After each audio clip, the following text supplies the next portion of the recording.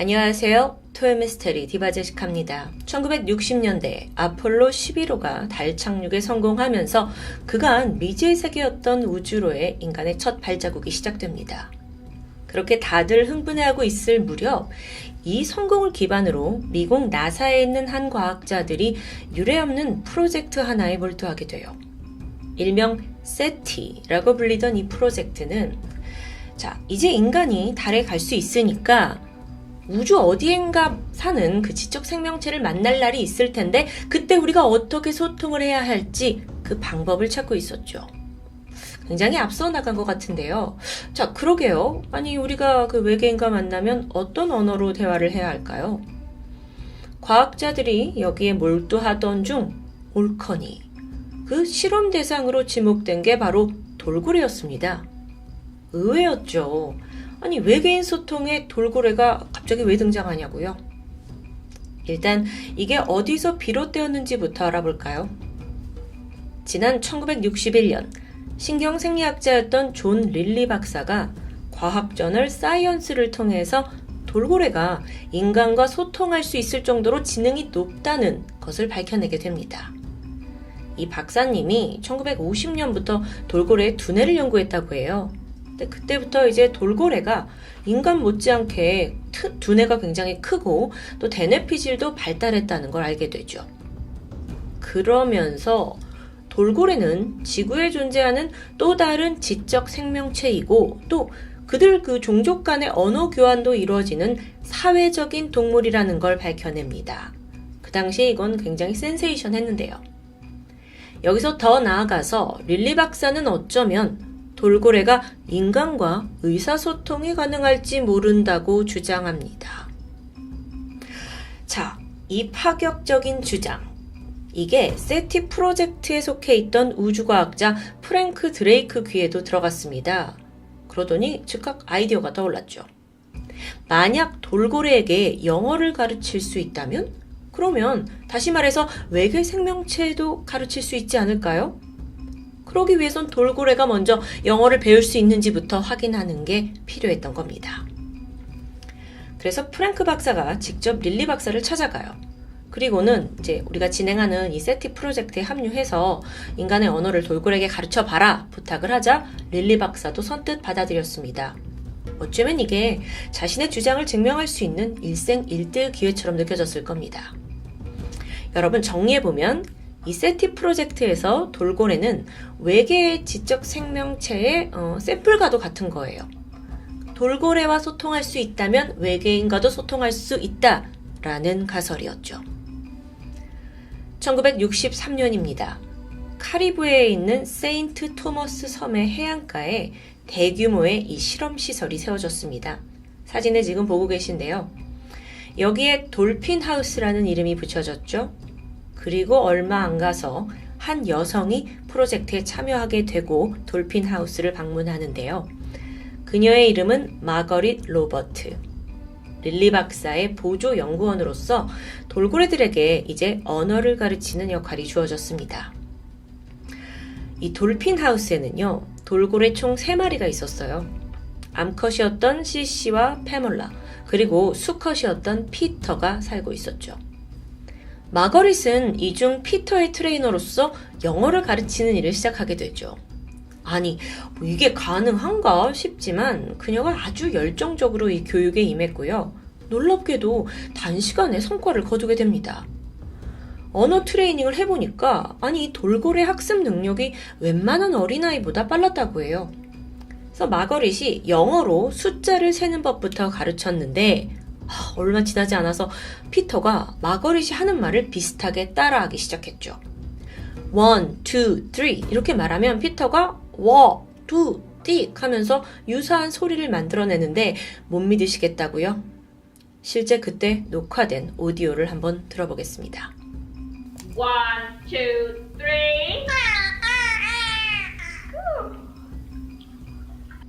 오, 꽤 비슷한 소리를 만들어내죠. 그러다 보니 프로젝트 연구원들도 모두 흥분했어요. 특히나 마거릿은 자신이 만들어낸 이 성과에 매우 만족하면서 한 단계 더 나아가 새로운 계획을 세우는데요. 피터를 좀 더 트레이닝을 잘 시키기 위해서는 무엇보다 선생님, 인간과의 정서적인 깊은 교감이 중요합니다. 그래서 아예 피터와 동거를 시작하기로 한 거예요. 1965년 마거릿은 돌핀하우스 2층을 개조했고 여기에 인간과 돌고래의 공동생활 공간을 만들게 되는데 사람이 누워있을 수 있을 정도의 얕은 수심의 풀장이 들어오고요. 그 안에 책상하고 전화기까지 두면서 마거릿은 거기서 일을 했다고 해요. 심지어 침대는 돌고래 풀장 안에 들여놓았고요. 피터와 함께 잠든 적도 있었고요. 그렇게 마거릿이 무려 일주일에 6일간이나 피터와 동거동락하게 됩니다.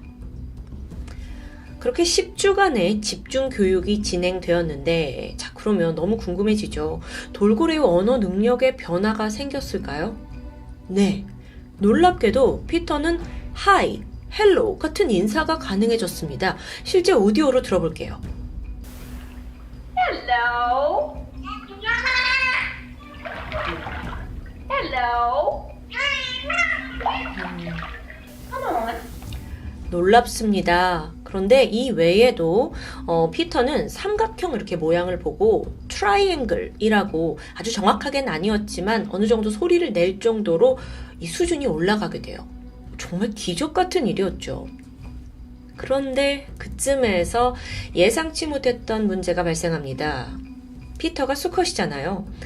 마거릿에게 성적 욕구를 드러내기 시작한 겁니다.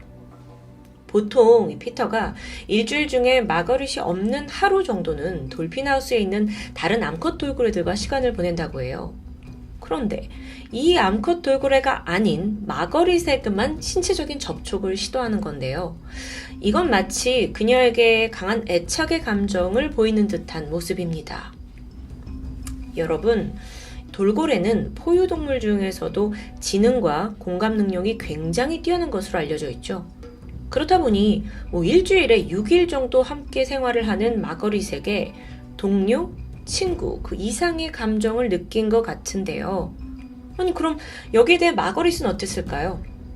당황스러웠죠. 하지만 힘들게 자신이 이끌어온 이 피터와의 친밀도를 이대로 망칠 수는 없었습니다. 그래서 급기야 손으로 피터의 성욕을 해소해주기도 하죠.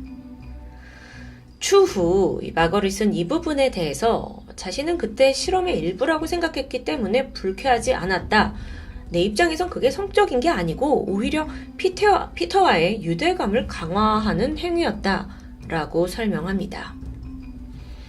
그렇게 피터를 피하지 않은 덕에 둘 사이는 더 견고하게 친밀해졌죠. 관계가 가까워지면 가까워질수록 실험 성과도 좋은 쪽으로 나타나고 있었습니다. 하지만 이 프로젝트를 총괄하고 있던 릴리 박사는 좀 더 빠른 성과를 원했어요. 그러더니 결코 해서는 안 될 선택을 해버리는데 바로 피터에게 항정신성 약물 LSD를 주사하기로 결정한 겁니다. 말도 안 되죠. LSD는 매우 강력한 환각제예요. 릴리 박사는 LSD가 이 두뇌에 미치는 영향에 대해서 큰 관심을 가지고 있었는데 돌고래한테 LSD를 주사해서 그 뇌가 어떻게 변화하는지 또 어떤 능력이 향상되는지를 관찰하고 싶어 했던 겁니다. 정말 인간의 이 끝없는 욕심. 어쩌면 그는 돌고래가 이런 자극을 받으면 언어를 빠르게 배울 거라고 기대했던 것 같습니다. 한편 이걸 알게 된 마거릿은요, 당연히 반기를 들었죠. 약물을 쓰지 않더라도 충분히 시간만 주어지면 연구가 성공할 거라고 자신했습니다. 하지만 머지않아 그녀의 주장은 묵살되었고 결국 박사는 돌고래 피터에게 LSD를 주사하고 마는데요. 이 결정은 세티 프로젝트 전체에 위기를 가져옵니다. 시간이 좀 지나서 돌고래한테 환각제를 주사했다? 이게 외부로 알려졌고요. 릴리 박사는 동물 학대 논란에 휩싸였죠.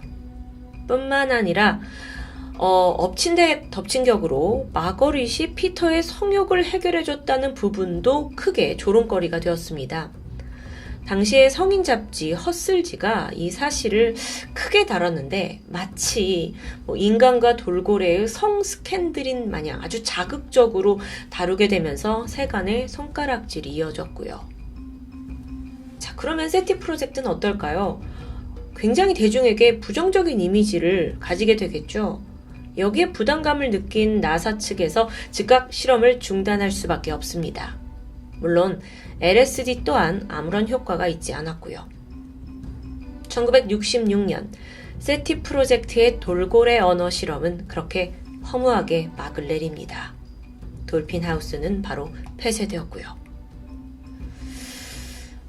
참 씁쓸한데요. 마거릿은 끝까지 남아서 피터의 곁을 지키고자 했어요. 하지만 이 돌고래 자체가 개인 소유화될 수 없었기 때문에 결국 1966년 10월 피터는 마이애미에 있는 비좁은 건물의 수족관으로 옮겨집니다. 하필 여기가 빛이 잘 들지 않는 삭막한 콘크리트 수조였다고 하는데 그렇게 원치 않은 이별을 하고 얼마 후에 마거릿은 피터가 사망하고 말았다는 충격적인 소식을 접하게 되죠. 이게 피터와 마거릿이 떨어진 지 불과 몇 주 만의 일이었습니다. 아니, 그 사이에 건강이 급격히 악화된 걸까요? 아니요. 사실 피터의 죽음엔 더 놀라운 점이 있었죠. 잘 알려진 것처럼 돌고래는 인간과 같은 포유류입니다. 그렇기 때문에 다른 물고기와는 숨 쉬는 게 달라요. 어류는 보통 아가미로 호흡을 하죠. 그런데 돌고래는 사람처럼 폐로 호흡을 합니다. 그래서 일정 시간 물속에 있지만 반드시 물 밖으로 나와서 숨을 쉬어야 하는데요. 이건 의식적인 행동으로 돌고래들은 1시간에도 몇 번이고 호흡을 하려고 물 밖으로 나오는 게 본능입니다. 참고로 이 숨을 쉴 때 다른 동물들처럼 코를 이용해요. 근데 돌고래한테 이 기관이 머리 앞쪽에 있고요. 이걸 일명 숨구멍이라고 부르죠. 피터가 그 콘크리트 수조로 옮겨진 후에 삶의 의지를 잃어버린 듯 했습니다. 그러더니 어느 순간부터 스스로 수면 위로 올라오는 행위를 하지 않는 겁니다. 그렇게 피터는 점점 호흡을 잃어가면서 결국 스스로 목숨을 포기해버렸죠. 인간의 실험에 이용당하고 또 강제로 약물을 주사당하고 끝내 비좁은 수조에 버려진 그 처지를 깨달은 걸까요? 게다가 유일하게 믿고 사랑했던 인간 마거릿과 이별하게 되면서 피터에게는 어쩌면 더 이상 살아갈 이유를 찾지 못했던 것 같기도 합니다. 여러분, 돌고래가 인간과 대화를 했다는 것도 놀랍지만 사실 이 스토리에서 정말 충격적인 건 스스로 목숨을 끊었다는 부분인 것 같은데요. 믿기 어려운 이야기였습니다. 물론 누군가는 돌고래의 죽음이 자살이 아니라 그저 우연 아니었냐라고 생각하실 수도 있습니다. 하지만 돌고래가 의식적으로 수면 위로 올라오지 않았다라는 건 명백한 부분이죠. 동물도 이런 극단적인 선택을 하냐고요? 제가 사실 궁금증이 좀 들어서 몇 가지 사례를 더 알아봤는데요. 2019년 남아프리카에서 한 작업을 하던 사진 작가가 놀라운 광경을 목격하게 됩니다. 다리를 부상당한 영양이 그늘에서 쉬고 있는 사자에게 자발적으로 다가가고 있었어요. 잠시 후에 영양은 별다른 저항 없이 사자에게 잡아먹혔습니다. 어쩌면 이 영양은 내가 이 다친 다리로 더 이상 살아가는 게 불가능하다라는 걸 깨달았고 삶을 포기한 듯 보였죠. 이뿐만이 아닙니다. 2011년에 중국에 있는 한 곰 공장에서 어미곰이 탈출하는 사건이 있었어요. 근데 보니까 새끼곰이 여전히 쇠사슬에 묶여서 이 쓸개즙을 채취당하고 있었죠. 어미곰이 새끼곰을 데려가려고 했지만 도무지 쇠사슬이 끊어지지 않았는데요. 그러자 어떤 일이 벌어졌냐면 어미곰이 새끼곰을 끌어안고 질식시켜서 죽여요. 그리고 스스로는 벽에 머리를 부딪혀 죽음을 맞이합니다. 정말 이야기 드리기도 굉장히 힘든 스토리들인데요. 여러분, 동물 중에서도 특히 사회화가 잘 되어 있는 이 고래는 집단 자살 행위가 있다는 것이 유명하죠. 스트랜딩이라고 불리는데 이 고래들이 집단으로 해안가로 밀려온 후에 바다로 돌아가지 않고 그대로 죽는 현상을 의미합니다. 2020년 호주 해안가에서 고래 90마리가 난데없이 목숨을 끊는 일이 벌어지기도 했고요. 왜 이런 일이 벌어졌느냐에 대해서 전문가들은 지구온난화 또 해양 오염 등으로 고래들이 집단 자살을 한 것 같다로 분석하고 있습니다. 다시 피터의 이야기로 돌아와서요. 마거릿은 최근 BBC 한 다큐멘터리를 통해 피터와의 추억을 회상했습니다. 50년 만에 직접 자신의 입장을 밝힌 거예요. 마거릿에 따르면 그녀가 물에 발을 담그고 앉아있으면 돌고래 피터가 어느 순간 다가와서 한참 동안 자신을 바라봤다고 합니다. 둘 사이에 아주 끈끈한 교감이 있었다는 걸 알 수 있는 대목이죠. 하지만 일각에서는 마거린 당신도 역시 실험에 참가한 것 자체가 동물학대 아니냐라고 부정적인 시선이 분명 존재했습니다. 이 둘이 프로젝트를 통해 만난 건 사실이죠. 하지만 마거릿은 적어도 피터에게 진심이었던 것 같습니다. 현재 그녀는 피터를 그리워하는 마음을 담아서 함께 지냈던 돌핀하우스를 매입했고 거기서 여생을 보내고 있습니다. 그런데 여기서 의문 한 가지가 들었어요. 과연 피터는 정말 인간의 언어를 이해하고 의사소통을 할 수 있었던 걸까요? 사실 이 부분도 논란이 많죠. 그도 그럴 게 돌고래에는 성대가 없습니다. 그러니까 돌고래가 내는 소리는요, 단지 숨구멍을 여닫는 그 소리에 불과하다고 해요. 자, 그 말인 즉슨 피터는 그동안 이 숨구멍을 여닫으면서 억지로 소리를 낸 겁니다. 그 행위가 인간의 말을 이해한 거라고 보긴 어렵지 않을까요? 언어의 학습이 아닌 단순한 소리 모방이었다라고 해석되는 게 타당하겠죠. 마지막으로 릴리 박사는 결국 자신의 실험이 실패했다는 걸 인정했고요. 이걸 계기로 가치관을 완전히 바꾸게 돼요. 1980년대에 들어서는 동물 실험, 특히 돌고래의 전시와 공연을 열성적으로 반대하는 인물로 다시 태어났다고 하죠. 많은 사람들은 이 사건을 인간과 돌고래의 러브스토리 정도로만 소비합니다. 하지만 그걸 넘어서 인간이 동물을 대하는 근본적인 태도에 대해 다시금 생각하게 하죠. 여러분, 동물도 인간 못지않은 감정이 있습니다. 그리고 그로 인해 죽고 싶을 만큼의 고통을 느낀다라는 걸 뼈저리게 알려주고 있는 오늘 사건. 릴리 박사의 실험은요, 지금까지도 절대 행해지지 말았어야 할 최악의 실험 중 하나로 손꼽히고 있습니다. 지금까지 토요미스테리 디바제시카입니다.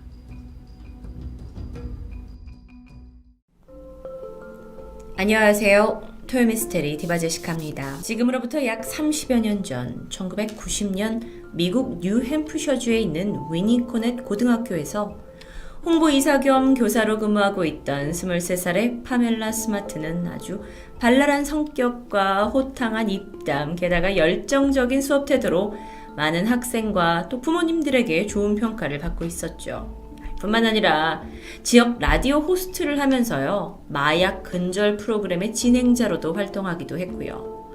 외모도 화려하고 또 일찍이 고등학교 때부터 치어리더로 이름을 날린 만큼 끼가 많은 사람이었습니다. 요즘 말로 인싸의 삶을 살아가던 여성이라고 할 수 있죠. 이런 그녀의 곁에는 늘 그녀를 사랑하고 아껴주는 남편 그렉 스마트도 함께 있었습니다.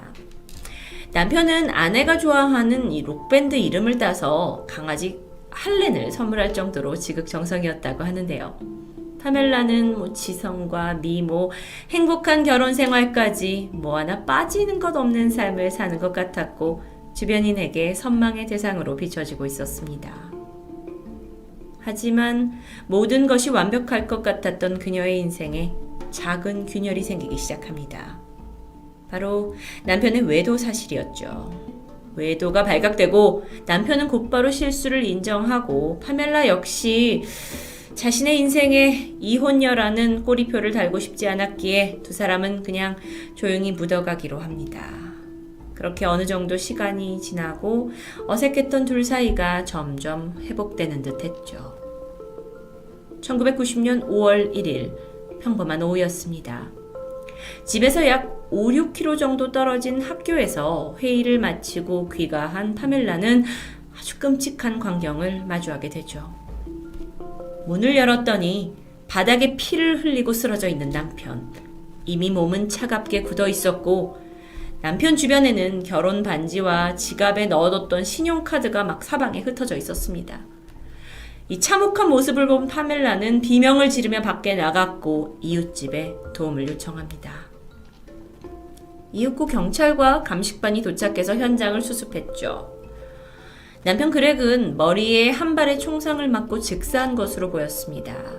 이후 추가 분석을 해봤더니 총알은 38구경의 총.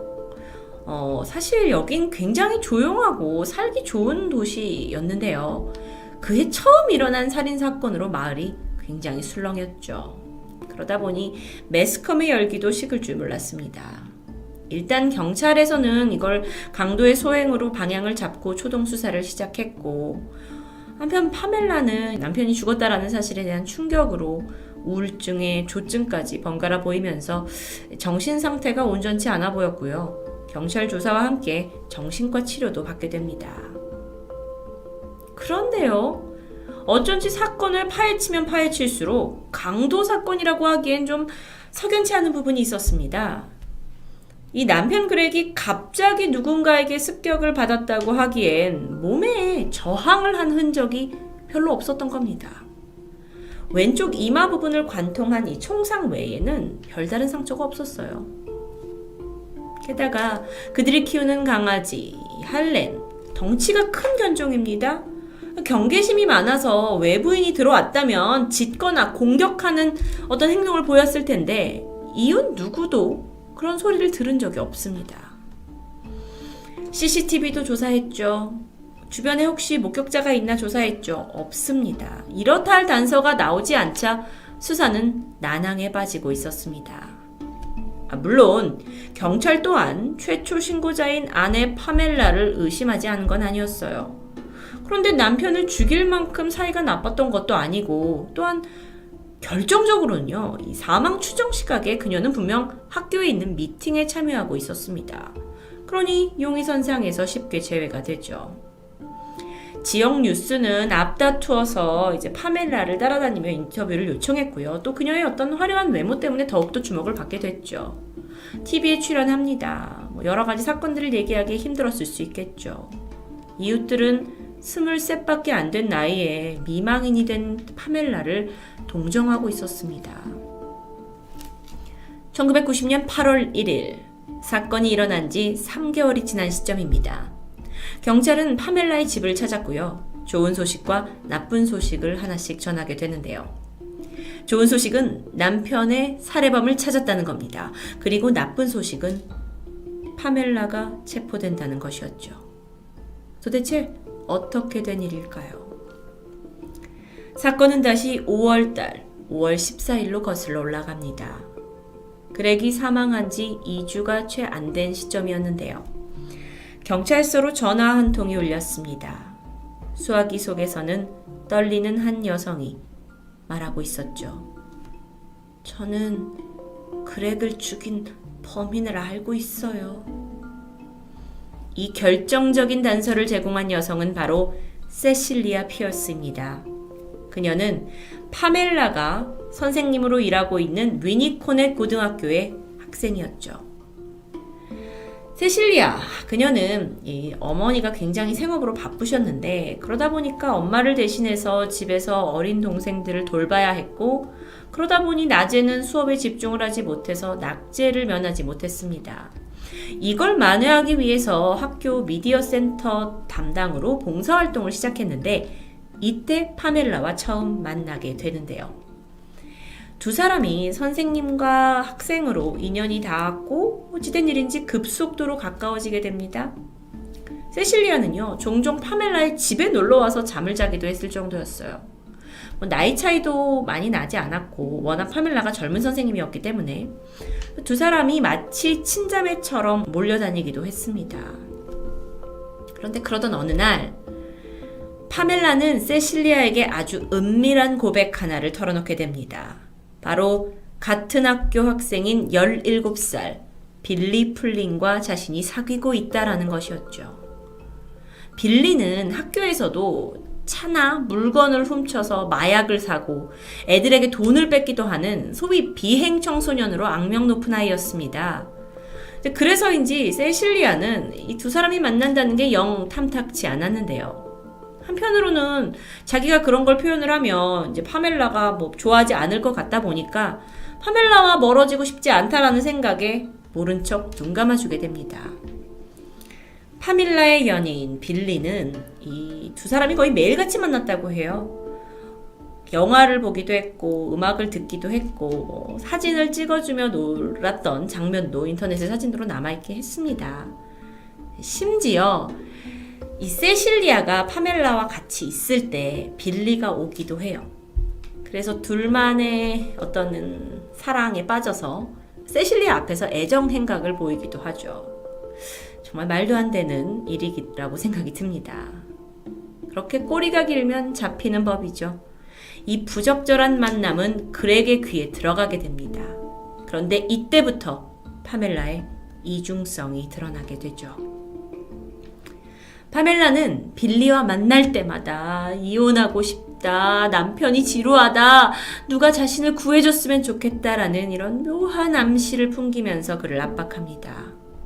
그러던 어느 날 남편을 죽이지 않으면 더 이상 우리의 만남은 힘들 것 같다라고 협박을 하기 시작했는데요. 아니 아무리 비행 청소년이라 해도 17살밖에 안 된 빌리였습니다. 그러니까 사람을 죽이라는 제안은 그렇게 쉽게 받아들여지지 않죠. 고민하던 빌리가 친구인 패트릭에게 도움을 청하게 됩니다. 그렇게 파멜라를 따르는 3명의 10대가 생겼어요. 빌리, 패트릭, 그리고 세실리아까지. 한자리에 3사람을 모아놓고 살인을 공모하기 시작합니다. 파멜라는 아이들에게 세뇌라도 시키듯이 끊임없이 속삭였죠. 나는 지금처럼 너희랑 함께 오랫동안 행복하고 싶어. 근데 내 남편은 니들을 싫어한다고. 그러니까 부디 나를 위해서라도 이 일을 좀 끝내줬으면 좋겠어. 그녀의 속삭임에 넘어간 아이들은 준비를 시작했습니다. 세실리아는 불법적인 거래를 통해서 389경 총알 자루를 구해왔고 드디어 그날이 되었죠. 빌리와 패트릭은 파멜라의 도움을 받아서 집 안에 숨어 들어갔고요. 이 강아지가 있잖아요. 개가 있잖아요. 이게 방해가 될 것 같아서 이 개 헬렌을 미리 지하실에 가둬뒀습니다. 그리고 남편이 오길 기다렸죠. 파멜라는 이곳에 없었습니다. 학교에 갔으니까요. 곧이어 남편 그렉이 지친 몸을 이끌고 집으로 들어오자마자 패트릭이 그를 제압하고 빌리는 그의 머리를 향해 총을 조준했습니다. 그렉의 사망 소식이 들려온 직후 마을 전체가 술렁였죠. 하지만 어쩐지 파멜라의 얼굴은 다소 침착해 보였습니다. 심지어 남편이 사망한 지 5일밖에 지나지 않은 시점에서 지역 방송사 기자에게 직접 연락을 해서 독점 인터뷰를 요청하기도 했죠. 남편을 잃은 슬픈 부인의 얼굴은 온데간데 없었고 오히려 주목받는 것을 즐기는 것처럼 보이기도 했습니다. 무서우리만큼 평정심을 유지하고 있던 그녀. 그러다 보니까 사실 그 당시에 남편의 외도를 용서하지 못해서 죽인 게 아니냐라는 소문도 있었지만 물증이 없었기 때문에 쉬쉬할 수밖에 없었죠. 하지만 반면에 이 그렉이 죽은 날 이후로 세실리아는 악몽에 시달렸습니다. 자기가 총을 구해줬죠. 하지만 일이 이렇게 되리라고는 상상하지 못했던 겁니다. 어린 마음에. 그래서 이 불안한 마음을 위로받으려고 파멜라 집을 들어가게 되는데 이때 우연히 통화 내용을 엿듣게 됩니다. 바로 파멜라와 그의 친구 보험사 직원의 통화 내용이었습니다. 애들이 잘 처리했어. 귀찮은 일 하나 덜었지 뭐야. 그래서 돈은 언제 나온대? 14만 달러 맞지? 파멜라는 남편의 죽음으로 14만 달러, 약 1억 5천만 원 정도의 보험금을 수령받기로 되어 있었습니다. 그러니까 남편을 살인하도록 세뇌시킨 진짜 이유가 빌리와의 사랑? 아이들과의 관계가 아니고 헤어지고 싶은 남편, 그렉과의 막대한 이혼 소송비도 없고 모험금까지 탈 수 있는 절호의 찬스였던 거죠. 이 모든 내막을 알게 된 세실리아는 자신이 이 범행에 가담했다라는 사실에도 불구하고 경찰에 신고를 하게 되면서 파멜라의 이중성이 드러나게 됩니다. 이후 빌리와 패트릭은 체포되었고요. 파멜라 역시 살인을 공모한 혐의로 체포됐죠. 이 사건은 과거 토요 미스트리에서 다룬 미국의 유명한 O.J. 심슨 살인 사건보다도 더 먼저 미국 최초로 텔레비전에 생중계된 치열한 법적 싸움이었습니다. 아니, 남편의 죽음에 대해서 일말의 죄책감이라고는 보이지 않는 파멜라. 여론은 그녀에게 얼음공주라는 별명을 붙여줄 정도로 미국에서 아주 큰 이슈가 되었는데요. 파멜라 재판의 관건은 과연 아이들이 그녀를 정말 아껴서 주체적으로 살인을 한 건지 또는 그녀가 아이들을 조종해서 남편을 살인하게 한 건지를 가려내는 것이었습니다. 이 재판은 14일이나 지속되었죠. 파멜라는요, 17살 빌리와의 내연 관계는 인정했습니다. 하지만 결코 내가 살인을 사주한 적은 없다면서 끝까지 주장을 굽히지 않았는데요. 그런데 그녀를 제외한 빌리, 패트릭, 세실리아 세 사람의 진술은 달랐습니다. 일단 살인이 벌어진 5월 1일, 파멜라는 빌리와 패트릭 앞에서 다시 한번 계획을 상기시켰습니다. 우리가 어떻게 하기로 했는지 기억하지? 그러면서 절대 키우고 있는 강아지 앞에서는 남편을 죽여선 안 된다고 말하죠. 우리 강아지가 트라우마가 생길 수도 있거든.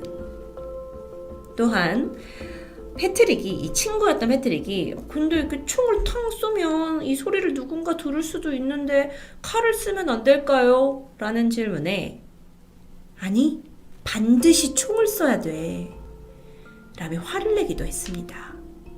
또한 이런 말을 덧붙였죠. 칼을 쓰면 피가 나서 그게 내 가구에 튈 수도 있잖아. 그러면서 그녀는 아이들 앞에서 내가 이제 집으로 돌아와서 남편의 시신을 발견했을 때 바로 비명을 질러야 할지 아니면 이웃한테 먼저 달려가야 할지 여러 가지 시나리오를 의논하기도 했습니다.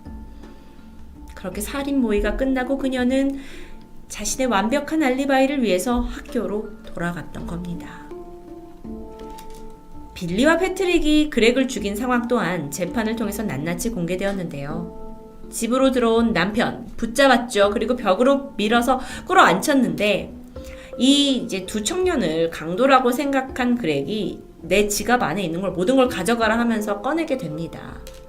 그런데 이때 한 가지, 이 내 손에 있는 결혼 반지만은 지켜달라면서 이게 없어지면 내 아내가 매우 싫어할 거야 라는 말을 남겼습니다. 이 말에 잠시 동안 빌리와 패트릭은 멍해졌다고 하죠. 무릎을 꿇고 있는 그렉의 뒤에 선 빌리가 머리에 총을 댔고 방아쇠를 당겼습니다. 이렇게 전말이 하나하나 공개가 될수록 이 사건은 정말 영화보다 더 드라마틱했고요. 사람들은 충격에 빠졌습니다. 그렇게 미 전역에 이목이 집중된 재판. 최종 판결은 빌리와 패트릭에게 2급 살인 혐의가 인정돼서 40년형이 선고되었고요. 파멜라에겐 1급 살인, 살인 공모, 증거 훼손에 대한 혐의로 가석방 없는 종신형이 선고됩니다. 이 사진은 이제 40대 중년이 된 빌리와 패트릭의 모습입니다. 17살의 감옥에 수감되어 지난 25년간을 보내다가 2015년 가석방 심사에 통과해서 현재는 사회로 돌아오게 됐죠. 이 사진은 2016년 세실리아의 모습입니다. 그녀는 사실 수감되지 않는 조건으로 범행 사실을 자백하게 되면서 살인 공모죄에는 포함되지 않았습니다. 사건 이후 블레이크로 이름을 개명했고 동물보호소를 창립해서 일하고 있다고 전해집니다. 그렇다면 파멜라는 어떻게 되었을까요? 현재 52세가 된 그녀는 뉴욕 베드포드 힐스 교도소에 갇혀 있습니다. 수년에 걸쳐 항소를 했지만 전혀 받아들여지지 않고 있죠. 그녀는 입수 초기부터 같은 수감자들에게 폭행을 당해서 얼굴 측면에 금속판을 삽입해야 하는 시술을 받아야 했고요. 스스로 목숨을 끊는 시도도 여러 번 했다고 전해집니다.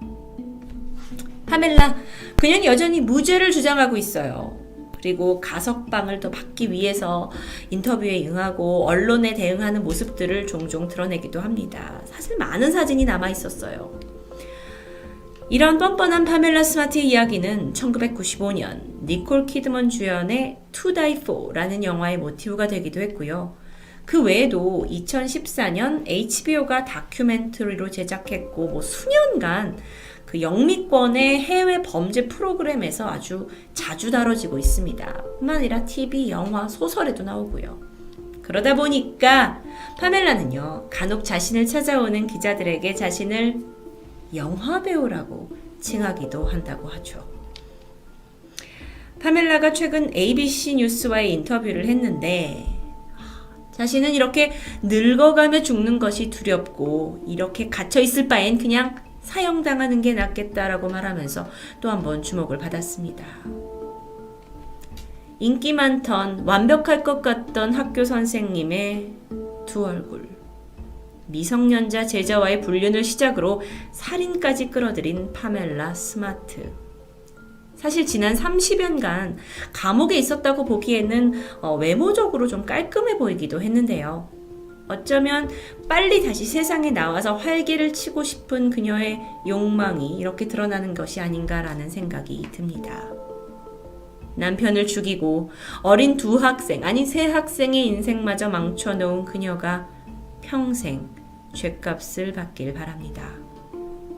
토요미스테리 디바제시카였습니다. 안녕하세요. 토요미스테리 디바제시카입니다. 이른 아침 한 여성이 집안을 서성이며 전화를 기다리고 있었습니다. 잠시 후 전화벨이 울리자마자 빠르게 수화기를 들었는데 표정이 바로 밝아지면서 대화를 나누게 되죠. 수화기 너머 목소리는 그녀의 아들입니다. 평소처럼 잘 지내고 있냐고 이것저것 안부를 물어요. 이건 사실 매일 아침에 일과과도 같은 통화였지만 그녀에겐 하루 중 가장 손꼽아 기다리는 시간이기도 했죠. 그런데 그날 아들은 평소와 좀 다르게 느껴졌습니다. 엄마, 뭔가 잘못된 것 같아요. 도청당하고 있어요. 아들이 울먹이는데요. 엄마는 무슨 일이냐고 물었지만 아들은 그저 제발 빨리 자기가 있는 곳으로 와달라며 그걸 마지막으로 황급히 전화를 끊고 맙니다. 아니 이건 무슨 상황일까요? 우선 아들과 통화한 엄마의 이름은 진 필슨. 남편과 사별한 후에 미국 콜로라도주에서 홀로 두 아들을 키우던 싱글맘이었습니다.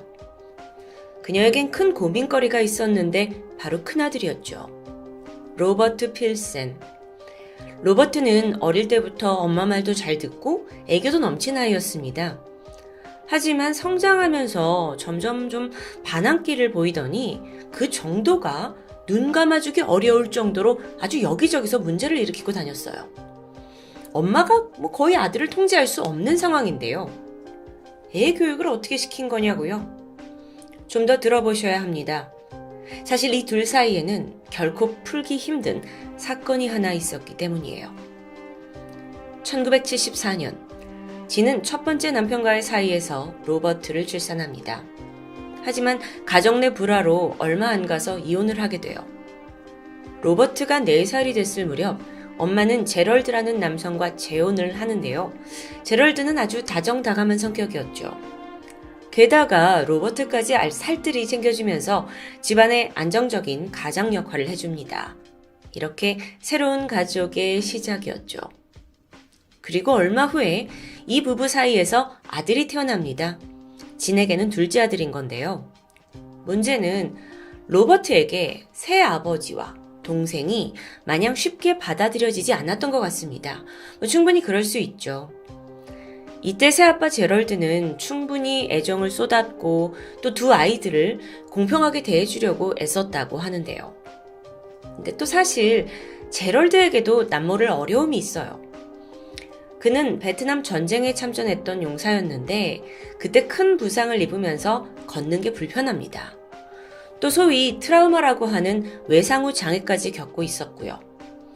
하지만 그런 상황에도 불구하고 그는 두 아들을 위해 기꺼이 자전거를 함께 타러 나가기도 하고 캠핑, 야구 같은 다양한 경험을 하도록 애써왔죠. 덕분에 이 새아버지와 로버트는 점점 더 가까워졌고 어느덧 끈끈한 부자 관계로 발전합니다.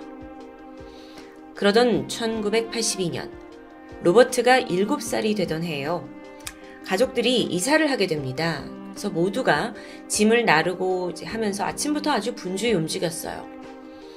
제럴드는 걷기가 힘들잖아요. 그래서 가족들이 이렇게 일하는 걸 바라만 보고 있었다고 합니다.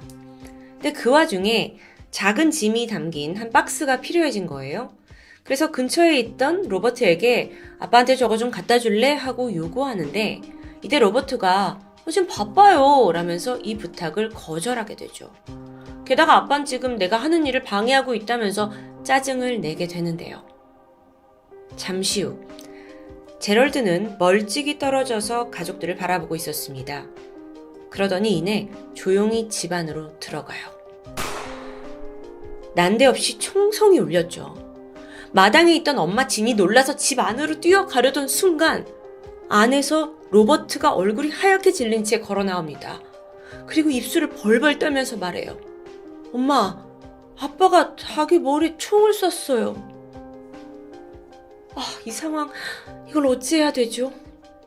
제럴드는 극심한 우울증을 앓고 있었습니다. 전쟁으로 인한 장애도 있었고 또 밤마다 이 트라우마로 잠을 못 자요. 무력감까지 정말 그동안 꾹꾹 눌러왔던 그 복합적인 감정이 하필 그날 한순간에 터지고 만 거예요. 그리고 그걸 겨우 7살이던 로버트가 목격한 거고요. 그날의 비극 이후 로버트는 아버지의 죽음이 자기 때문이라는 엄청난 자책에 시달립니다. 그게 아이의 정신을 갉아먹었고 결국 뭔가 자기만의 어두운 세계로 빠져들게 되죠. 그날 이후에 로버트는 완전히 사람이 바뀌었어요. 예민하고 공격적으로요. 툭 하면 감정적으로 폭발하기까지 하죠. 이런 모습은 집에서만 나오는 게 아니라 학교에서도 계속 이어졌고요. 그게 많은 문제를 자아냈던 겁니다. 로버트는 친구들과 쉽게 어울리지 못했어요. 걸핏한 폭발하니까요. 결국 따돌림을 당했고 거기에 더해서 아이가 혼자 있을 때 자해까지 시도하면서 정말 엉망진창이 돼버렸죠. 엄마는 이 모든 상황을 알고 있습니다. 그래도 큰아들을 되돌리기 위해서 각종 치료시설에 데려가 보는데 이게 또 시기적으로 로버트의 사춘기까지 겹치면서 아이는 점점 통제불능이 되어갔습니다. 급기야 학교 측에서 이렇게 문제를 계속 일으키는 로버트를 더 이상은 받아줄 수 없다면서 당장 이 아이를 치료시설에 넣어놓지 않으면 그간의 모든 행실의 잘못을 물어서 소년원에 보내겠다고 협박 수준의 경고까지 떨어집니다. 엄마 진은 아들을 지키고 싶었죠. 그래서 어쩔 수 없이 아들을 시설에 보내게 되는데요. 로버트가 입원한 곳은 집에서 멀리 떨어지지 않은 콜로라도 스프링스에 있는 샤이엔 메사라는 치료시설입니다. 축구장 2개의 부지, 2개의 넓은 건물과 기숙사가 있었죠. 정식 명칭이 청소년 주거 치료시설인데 사실 청소년 정신병원입니다. 엄마는 아들을 여기에 두는 게 마음이 아파요.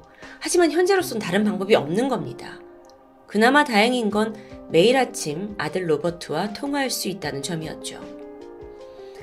로버트는 엄마에게 병원 생활에 대해서 그렇게 많은 정보를 주진 않았다고 해요. 그저 언제 집에 갈 수 있냐, 빨리 가고 싶다가 대부분의 통화 내용이었죠. 그것 외에 별다른 특이사항은 없었습니다. 그렇게 몇 달이 지났고 1990년 봄에 마침내 아이가 퇴원 조치를 받고 집으로 돌아옵니다. 엄마는 반가움에 아들을 안아주고 다정히 말을 건네는데 이 로버트의 반응이 어딘가 부자연스러웠어요. 눈치를 보는 듯 잔뜩 기가 죽어 있었고 예전보다 훨씬 모든 것에 있어 더 예민하게 반응합니다. 엄마는 아이가 적응할 시간이 필요하다고 생각해서 기다려보기로 하죠. 학교로 돌아간 로버트는 나아졌을까요? 처음엔 그런 줄 알았습니다. 하지만 시간이 지날수록 아이가 더 거칠어지고 조그만 일에도 분노를 절제하지 못해서 기물을 부수는 아주 위협적인 아이가 돼버려요. 심지어 동네에서도 문제를 일으키니까 이웃들이 다 피해 다니기 시작했고요. 결국 이 문제는 정부로부터 경고 조치를 받는 지경에 이르렀습니다. 로버트에게 장기 치료가 시급하다고 판단이 됐고 정부는 당신이 이걸 이행하지 않을 경우에 아이를 구금하겠다고 경고해요. 와, 그저 되게 착한 청소년이 하루아침에 사회의 위험인물이 되어버린 거죠. 그렇게 퇴원한 지 2달도 안 돼서 로버트는 또다시 같은 정신병원에 입원하게 됩니다. 1990년 7월 6일 아침, 지는 이날도 아들 전화를 기다리고 있었습니다. 울리는 벨소리에 황급히 전화를 받았는데 이 수화기 너머 아들이 흐느끼고 있었던 거예요. 그러면서 그들이 나를 감시하고 있다. 뭔가 잘못됐다. 엄마가 그들이 누구니? 라고 물었지만 아이는 답하지 않았고 그저 자기가 있는 곳으로 와달라고 했던 통화가 이 스토리의 가장 첫 번째 이야기입니다. 전화가 끊겼어요. 엄마는 즉시 병원으로 전화를 걸어서 아들과 면회를 하겠다 신청했죠. 그리고 일단 다시 통화를 좀 하게 해달라고 하는데 병원의 답변이 예상 밖이었습니다. 로버트가 방금 외출을 해서 전화 연결을 해줄 수 없다는 거예요. 아니, 방금 끊어졌고 다시 걸었는데 그 찰나에 애가 나갔다고요? 좀 이상했죠. 하지만 엄마가 당장 이 면회 신청이 허락되지 않은 상황에 병원으로 갈 수가 없는 상황이었기 때문에 일단락합니다. 그런데 바로 그날 밤 병원에서 전화가 걸려와요. 로버트가 실종되었다는 소식입니다. 엄마는 즉각 경찰에 신고를 했고 수사가 진행돼요. 경찰에 전한 병원의 입장은 이랬습니다. 로버트가 병원에서 도망쳤는데 너무 빨리 사라진 탓에 아무도 그를 잡지 못했다는 거예요. 아니 근데 이 논리가 쉽게 받아들여지지 않는 게 이 샤이앤 메사 치료시설이 물론 부지가 넓긴 했지만 정신병원이라서 경비가 허술한 것이 아닙니다. 그런데 아무도 그를 잡지 못했고 어디로 갔는지도 모른다고요? 당시 로버트가 도망치는 걸 봤다는 3명의 직원이 증언을 하게 돼요. 그걸 다 합쳐보면 7월 6일 오전 8시 45분에 병원의 정원에 로버트가 누워 있습니다. 그러다 몇 분 후 갑자기 정원을 가로지르면서 병원 밖으로 미친 듯이 뛰쳐나갔다고 해요. 목격자들에 따르면 그때 당시에 로버트는 파란색 체크 셔츠와 검은색 청바지를 입고 있었죠. 자, 이 말대로라면요. 로버트는 분명 자진해서 도망친 게 맞습니다. 그런데 엄마 진이 이 증언에서 오류를 발견해요. 직원들이 로버트를 봤다는 그 시각, 오전 8시 45분이요? 그때 우리 애는 나랑 통화 중이었는데? 그렇죠. 진은 매일 아침 비슷한 시각에 아들과 통화를 했기 때문에 시간을 정확히 기억하고 있었어요. 그렇다면 3명의 직원들의 증언은 거짓일까요? 이 부분에 대해 경찰은 엄마보다도 병원 측 손을 들어줍니다. 그래서 의심하기보다는 로버트가 이건 단순 간출한 게 맞아요 라면서 이후에 별다른 조치를 취하지 않는 겁니다. 사실 이 부분이 가장 이해가 안 되는데 통화 내역을 조회해보면 바로 진실 여부를 알 수 있지 않나요? 90년대라서 기술이 부족했던 건지 아니면 경찰도 그냥 뭔가를 빠르게 덮고 싶었던 건지. 별 수 없이 엄마 진은 이 진상을 파헤치기 위해 또 아들을 찾아내기 위해 매일같이 병원을 찾아와서 하소연합니다. 로버트가 실종된 지 3일이 지난 시점에 병원에서 뭐라고 하냐면 아니 이거 우리들 책임 아니지 않냐 하면서 더 이상 우리 병원을 찾아오면 경찰에 협박병으로 신고하겠다고 의혹장을 놓게 되죠. 근데 이거 병원에서 실종된 거 아닌가요? 그럼 엄마가 뭐 집에서 막 기다리고 있어야 되는 건 아니잖아요. 병원이 너무 뻔뻔했죠. 그래서 수상했습니다. 이렇게 너무도 무책임한 상황. 엄마는 정말 눈에 넣어도 아프지 않은 아들을 잃었죠. 그리고 이 비극을 모두 겪고 있어요. 근데 병원은 무시하고 있고요. 모두가 정신병이 있다면서 아들을 병원에 넣어라 해서 넣은 건데 시설에서는 아들이 도망쳤다. 뭐쩌라는 거냐? 정말 하늘이 무너지는 것 같았습니다. 엄마는 죽는 한이 있더라도 아들을 찾아야 했어요. 그래서 1990년 7월 6일 아들이 실종된 그날 이래 엄마는 지금까지도 23년째 그 희망을 놓지 못한 채 아들을 찾아 헤매고 있습니다. 네, 이 사건은 여전히 미제로 남아있는 사건이에요. 하지만 끝은 아니죠. 추후에 이 사건에 대해서 알려지면서 수사가 진행됐을 당시에 가볍게 지나갔던 부분들이 하나씩 드러나기 시작합니다. 병원 직원이 경찰한테 무심코 남긴 말이 있었는데요. 아마 로버트 죽었을 거예요. 의미심장한 증언이었죠. 시간이 지나서 재조사가 시작이 되면서 해당 직원을 다시 조사했는데 그 직원은 나는 그런 말을 한 적이 없다 라면서 태도를 바꾸게 됩니다. 생각 없이 던진 돌에 개구리가 맞아 죽죠. 이게 정말 별 생각 없이 한 말일까요? 아니면 뭔가 숨기는 걸까요? 또 다른 의문점도 있었습니다. 실종 일주일 전에 로버트가 집에 온 적이 있어요. 빨랫감을 가지고 왔었죠. 이때 옷을 정리하던 엄마는 아이의 속옷에 피가 묻어 있는 걸 발견해요. 당시에는 좀 이상했지만 크게 신경을 쓰지 않았죠. 하지만 로버트가 실종된 후에야 이 부분이 떠올랐습니다. 그래서 혹여 누군가가 로버트를 성적으로 학대한 건 아닌지 수사를 요청하게 되는데요. 하지만 이건 끝내 묵살되었고 로버트 실종 사건은 단순 가출로 분류되면서 그렇게 마무리되는 듯 했습니다. 그리고 몇 주 후 엄마 진의 집으로 병원에서 로버트가 사용했던 물품들이 도착하게 돼요. 너무나 비통한 심장으로 상자를 열었는데 엄마는 주저앉고 말았죠. 안에 로버트 옷이 들어있습니다. 파란색 체크무늬 셔츠와 검정 바지. 기억하세요? 목격자들의 주장대로라면 실종 당일 로버트가 입고 있었다던 그 옷이 고스란히 들어있었다고요. 심지어 이 아이는 2켤레의 운동화를 가지고 병원에 들어갔는데 그 2켤레 운동화 모두 상자 안에 들어있었죠. 참고로 로버트는 발이 아주 예민해서 맨발로 있는 걸 결코 좋아하지 않는 아이였습니다. 그리고 도망갔는데 신발도 신지 않고 나갔다고요? 자, 로버트는 그럼 병원복을 입고 나갔다는 걸까요? 그러면 직원들은 왜 그때 파란 체크무늬 옷을 입었다고 거짓을 말한 걸까요? 아니면 혹시 모두가 숨기고 싶어하는 어떤 일이 벌어졌던 건 아닐까요? 이러니까 엄마가 이 사건에 평생을 매달린 겁니다. 로버트가 어떤 범죄에 연루되었을 가능성이 충분해요. 그런데도 경찰은 왜 그를 단순 가출로만 고집했던 걸까요? 혹시 이 아이가 이미 사회 부적응자로 낙인 찍혀 있었기 때문 아닐까요? 정신병원에 있는 사람은 실종 문제가 이렇게 가볍게 처리될 수 있어서는 안 되겠죠.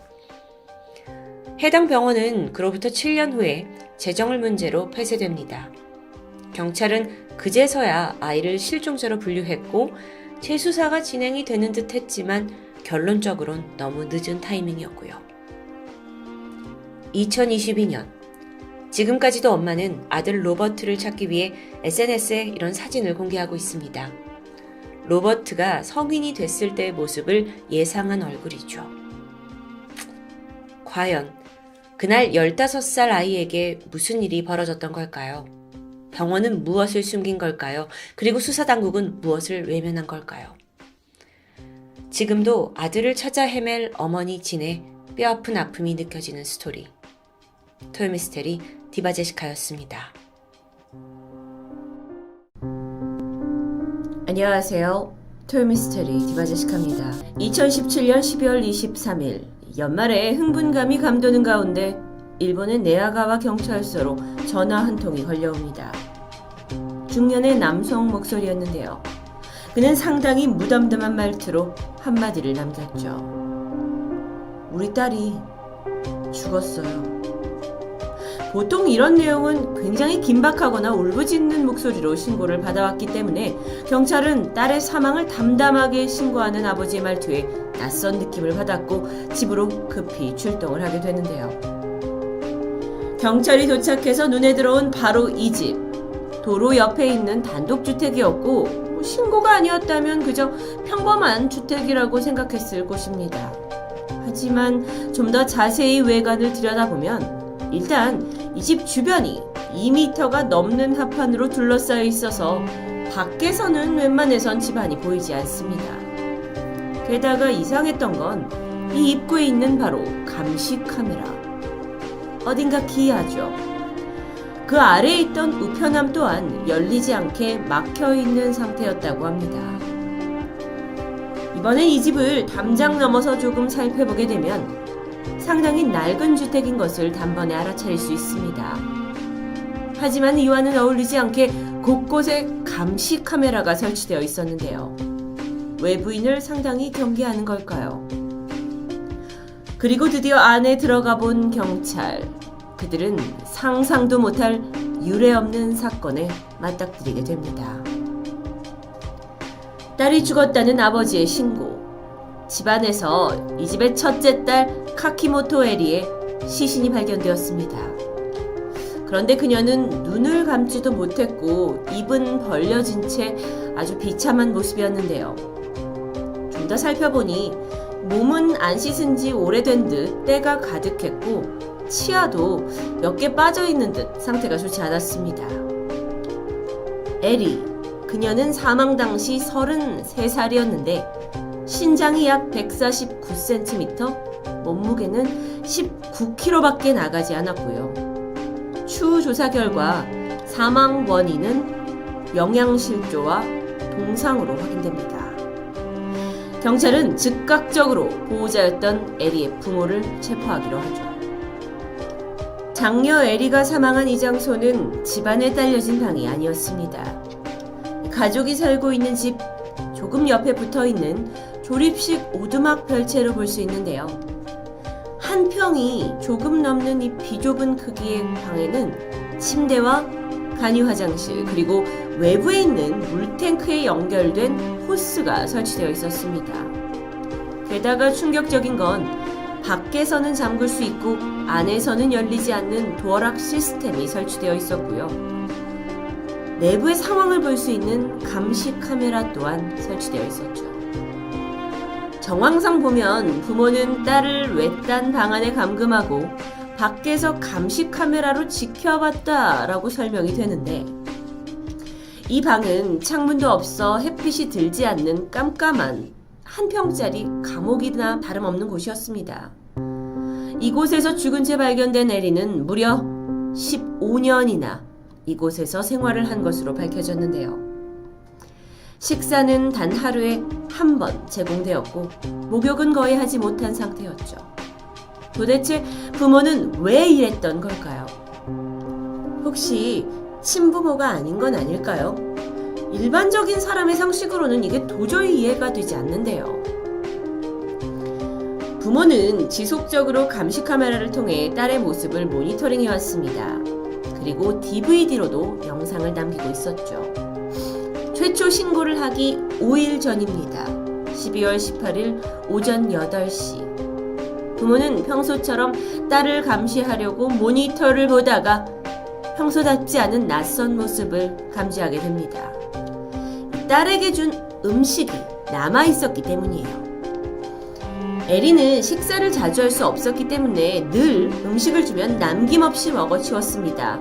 그런데 그릇에 음식이 그대로 남아있는 모습에 부모는 이상했고 별채의 문을 열고 들어가서 그제서야 딸이 사망한 것을 확인하게 되죠. 하지만 부모는 사망 발견 즉시 경찰에 신고하지 않았습니다.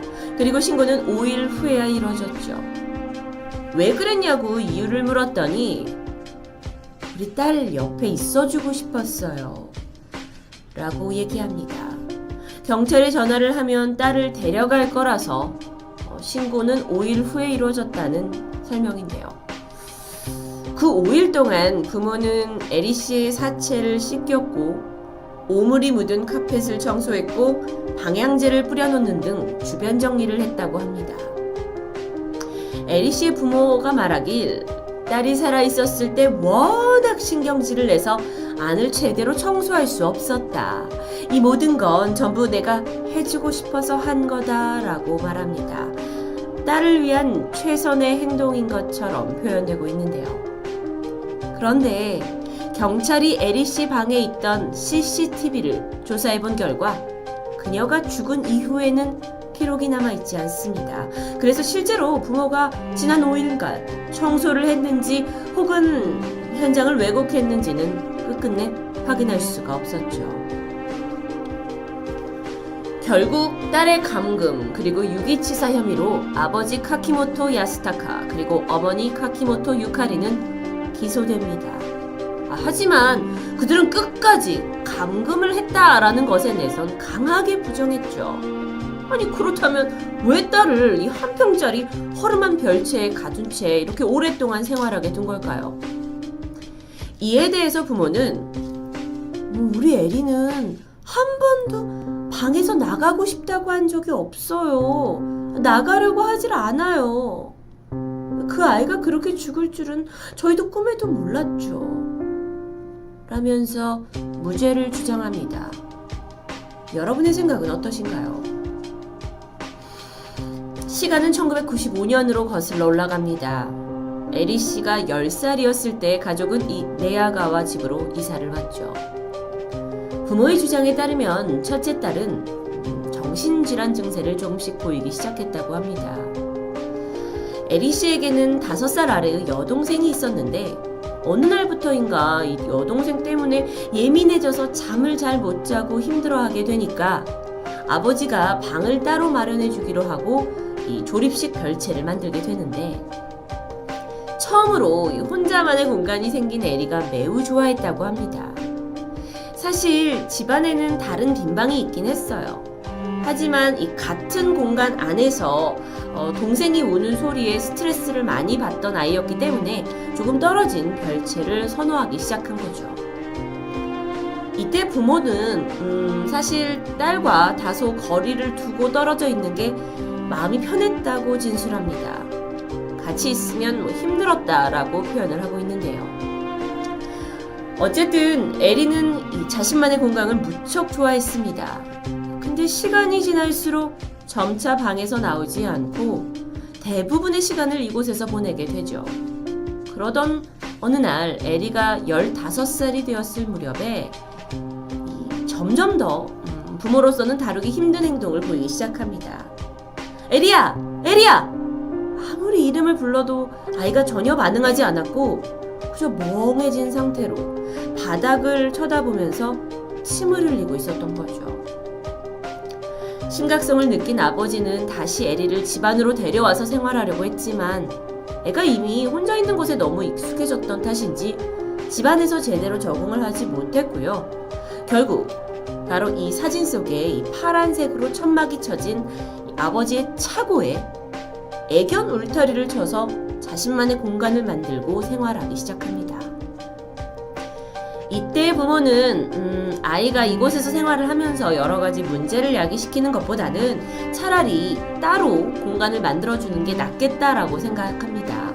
그래서 이번에는 콘크리트를 쌓아서 방을 새로 만들어줬고 안에는 휴대용 화장실도 있어서 생활하는데 불편함이 없었다고 하죠. 부모는 홀로 있는 딸이 걱정이 되기 시작했고 이때부터 방 안에 감시 카메라를 달기 시작합니다. 실제로 이때의 모습이 촬영된 영상 17살 때의 에리가 그 콘크리트 방 안에서 에리가 몇 개월간 생활한 사실이 확인이 되었습니다. 그 영상에서는요, 방 안에 홀로 있던 딸이 밖에서 아버지가 집 안으로 퇴근해서 들어오는 것을 감지하자 아빠! 밥 먹었어! 나 동화책 읽어줘! 같이 평범한 대화를 나누는 것도 확인되었죠. 처음에는 딸을 감금하고 감시 카메라까지? 라고 생각했지만 어쩌면 이 감시 카메라를 통해 지난 몇 년간 이 딸이 어떤 상태인지 확인할 수 있는 아주 의미 있는 단서가 되기도 했는데요. 그런데 문제는 그들의 대화를 들을 수 있었던 건 이 영상이 마지막이었다라는 겁니다. 2002년 겨울입니다. 에리는 사건 현장인 조립식 별채, 바로 이런 식의 오두막으로 옮기게 됩니다. 이 사진은 실제 공간이 아니라 이런 느낌으로 만들어졌다라고 생각하시면 될 텐데요. 물론 이곳보다 훨씬 더 비좁은 1평의 공간이었죠. 방을 옮긴 데는 이유가 있습니다. 이전 콘크리트 방에 난방 시설이 설치되어 있지 않았기 때문이에요. 부모는 조립식 오두막을 개조해서 히터를 설치했고요. 1년 내내 자동 기능을 맞춰서 여름에는 25도, 겨울에는 15도를 유지해줬다고 합니다.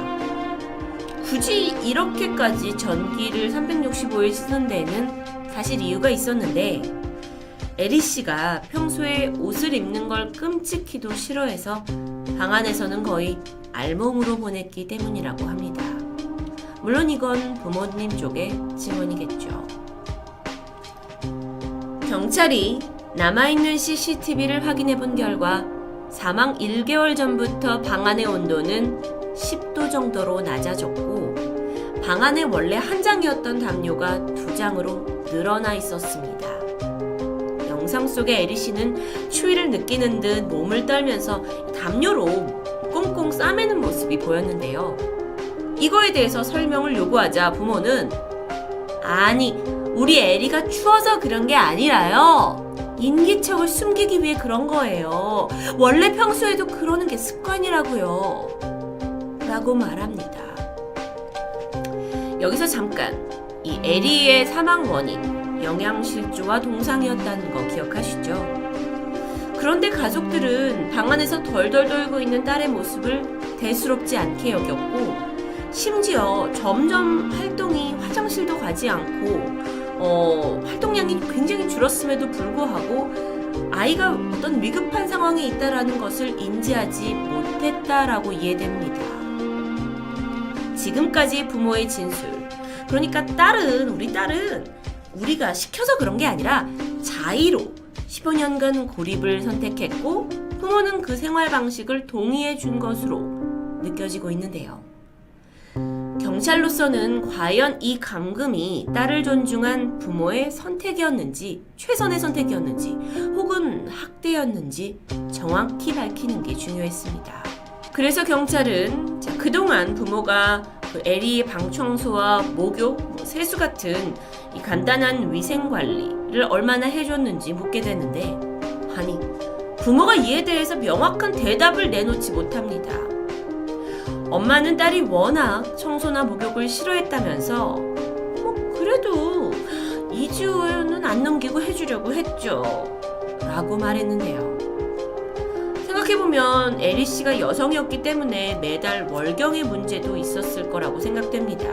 이에 대해서 부모는 딸이 2개월에 한 번만 월경을 했기 때문에 분명히 챙겨줬고 게다가 애가 워낙 생리대 같은 용품을 싫어해서 해줘도 그냥 벗어버리는 것 때문에 바닥에 흡수 시트를 깔아서 깨끗하게 유지했다라고 다소 구체적으로 설명합니다. 사실이었을까요? 그 여부를 확인하기 위해 경찰이 CCTV를 봤는데 영상에는 이 시트에 오물이 묻어있는 것 같은 얼룩을 여러 개 확인할 수 있었다고 하죠. 경찰이 이 부분에 대해 해명을 해달라 요구하면 부모는 그때는 잘 몰랐어요 라고 넘겼다고 하는데요. 그렇다면 이 사진에 대해서는 부모가 어떻게 설명할까요?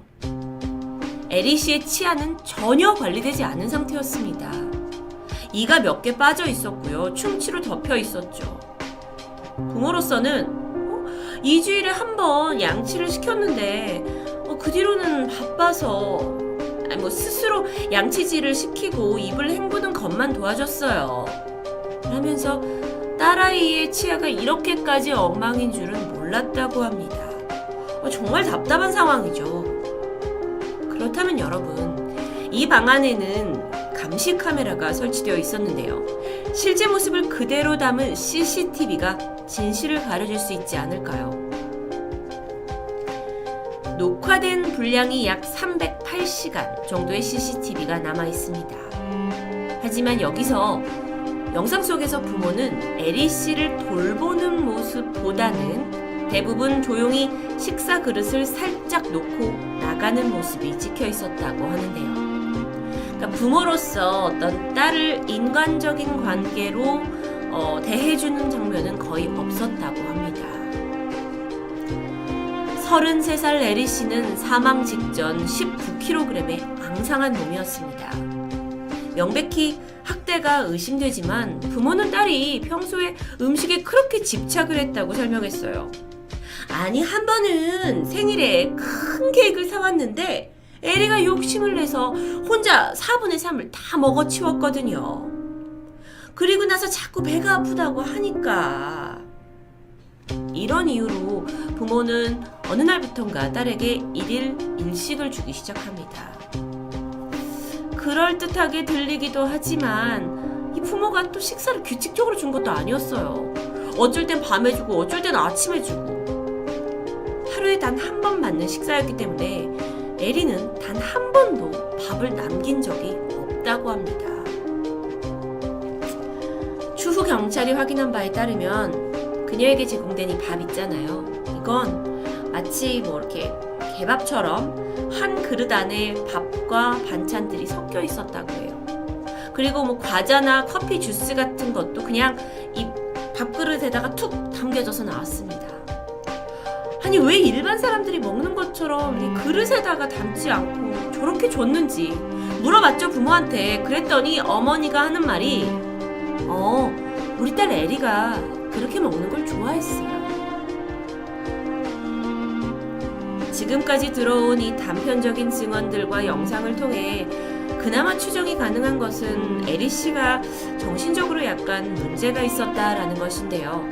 일반적인 사람이라면 결코 견디지 못했을 테니까요. 맞습니다. 그녀는 정신분열증 진단을 받았고 부모 또한 이런 상태를 인지하고 있었죠. 그래서 집안에 감금했다라는 이론 성립할 수도 있습니다. 하지만 딸이 정신분열증 진단을 받은 이래 부모는 10,000,000엔 이상의 장애연금을 받아온 것이 확인됩니다. 그들은 이 돈으로 딸을 치료하거나 딸을 위해 집안에 조금 더 쾌적한 환경을 만들어줄 생각은 하지 못했던 걸까요? 혹여 딸을 더 나은 의료기관으로 보낼 수도 있었을 텐데요. 정신적으로 문제가 있는 딸을 방에 감금하고 CCTV로 감시하는 것이 부모의 최선이었다라고 생각하는 그들. 하지만 갑작스럽게 맞이한 딸의 죽음으로 모든 전말이 밝혀지면서 자신의 책임은 회피하고 있었습니다. 아니 딸에 대한 애정은 있었던 건지 정말 이 사건은 엽기적으로 느껴집니다. 에리 씨가 지난 15년간 이 작은 오두막에서 홀로 생활하면서 과연 행복했는지 불행했는지는 그녀만이 알 수 있겠죠. 하지만 그녀는 이미 사망했습니다. 결국 긴 경찰 조사와 검토 후에 일본 재판부는 이 모든 게 딸을 위한 것이었다 라는 부모의 주장을 인정하지 않았고 징역 13년을 구형합니다. 토요미스테리 디바제시카였습니다. 안녕하세요. 토요미스테리 디바제시카입니다. 2020년 6월 4일 오전 10시 30분 일본의 효고현 다카라즈카시의 조용한 주택가에서 한 여성의 비명소리가 들려왔습니다. 곧이어 어떤 집에서 누군가 다급히 뛰쳐나오더니 옆집 벨을 누르면서 도움을 요청했죠. 이 벨소리를 들은 이웃이 무심코 누군가 싶어서 인터폰을 들여다본 순간 두 눈을 의심했습니다. 현관 앞에 서 있는 여성, 그녀의 한쪽 귀 밑에 긴 화살이 박힌 채 피를 철철 흘리고 있는 겁니다. 한눈에 보기에도 심각한 부상이었어요. 게다가 화살이라뇨. 이 평화롭던 주택가는 순식간에 공포가 엄습했고 이웃의 신고로 잠시 후 경찰과 구급대원들이 도착합니다. 우선 부상을 당한 피해자는 유리에라는 49살의 여성이었습니다. 그녀는 구급차에 타기 직전 아주 힘겹게 손가락을 들어서 집을 가리켰는데요. 근데 말을 잇지는 못했죠. 무언가의 메시지를 주려는 듯한데 이에 수상함을 느낀 경찰이 즉각 그녀가 뛰쳐나온 집 안으로 들어갑니다. 집 안에는 머리에 화살이 박혀있는 여성 2명과 남성 1명의 시신이 추가로 발견되었습니다. 여성 둘은 집 안에 거실에 쓰러져 있었고요. 남성은 욕실 근처에서 발견됐죠. 그런데 이 세 사람의 사망 모습을 비교해보면 특이점이 있었습니다. 유독 남성의 머리에만 2발의 화살이 박혀 있었다는 점이었죠.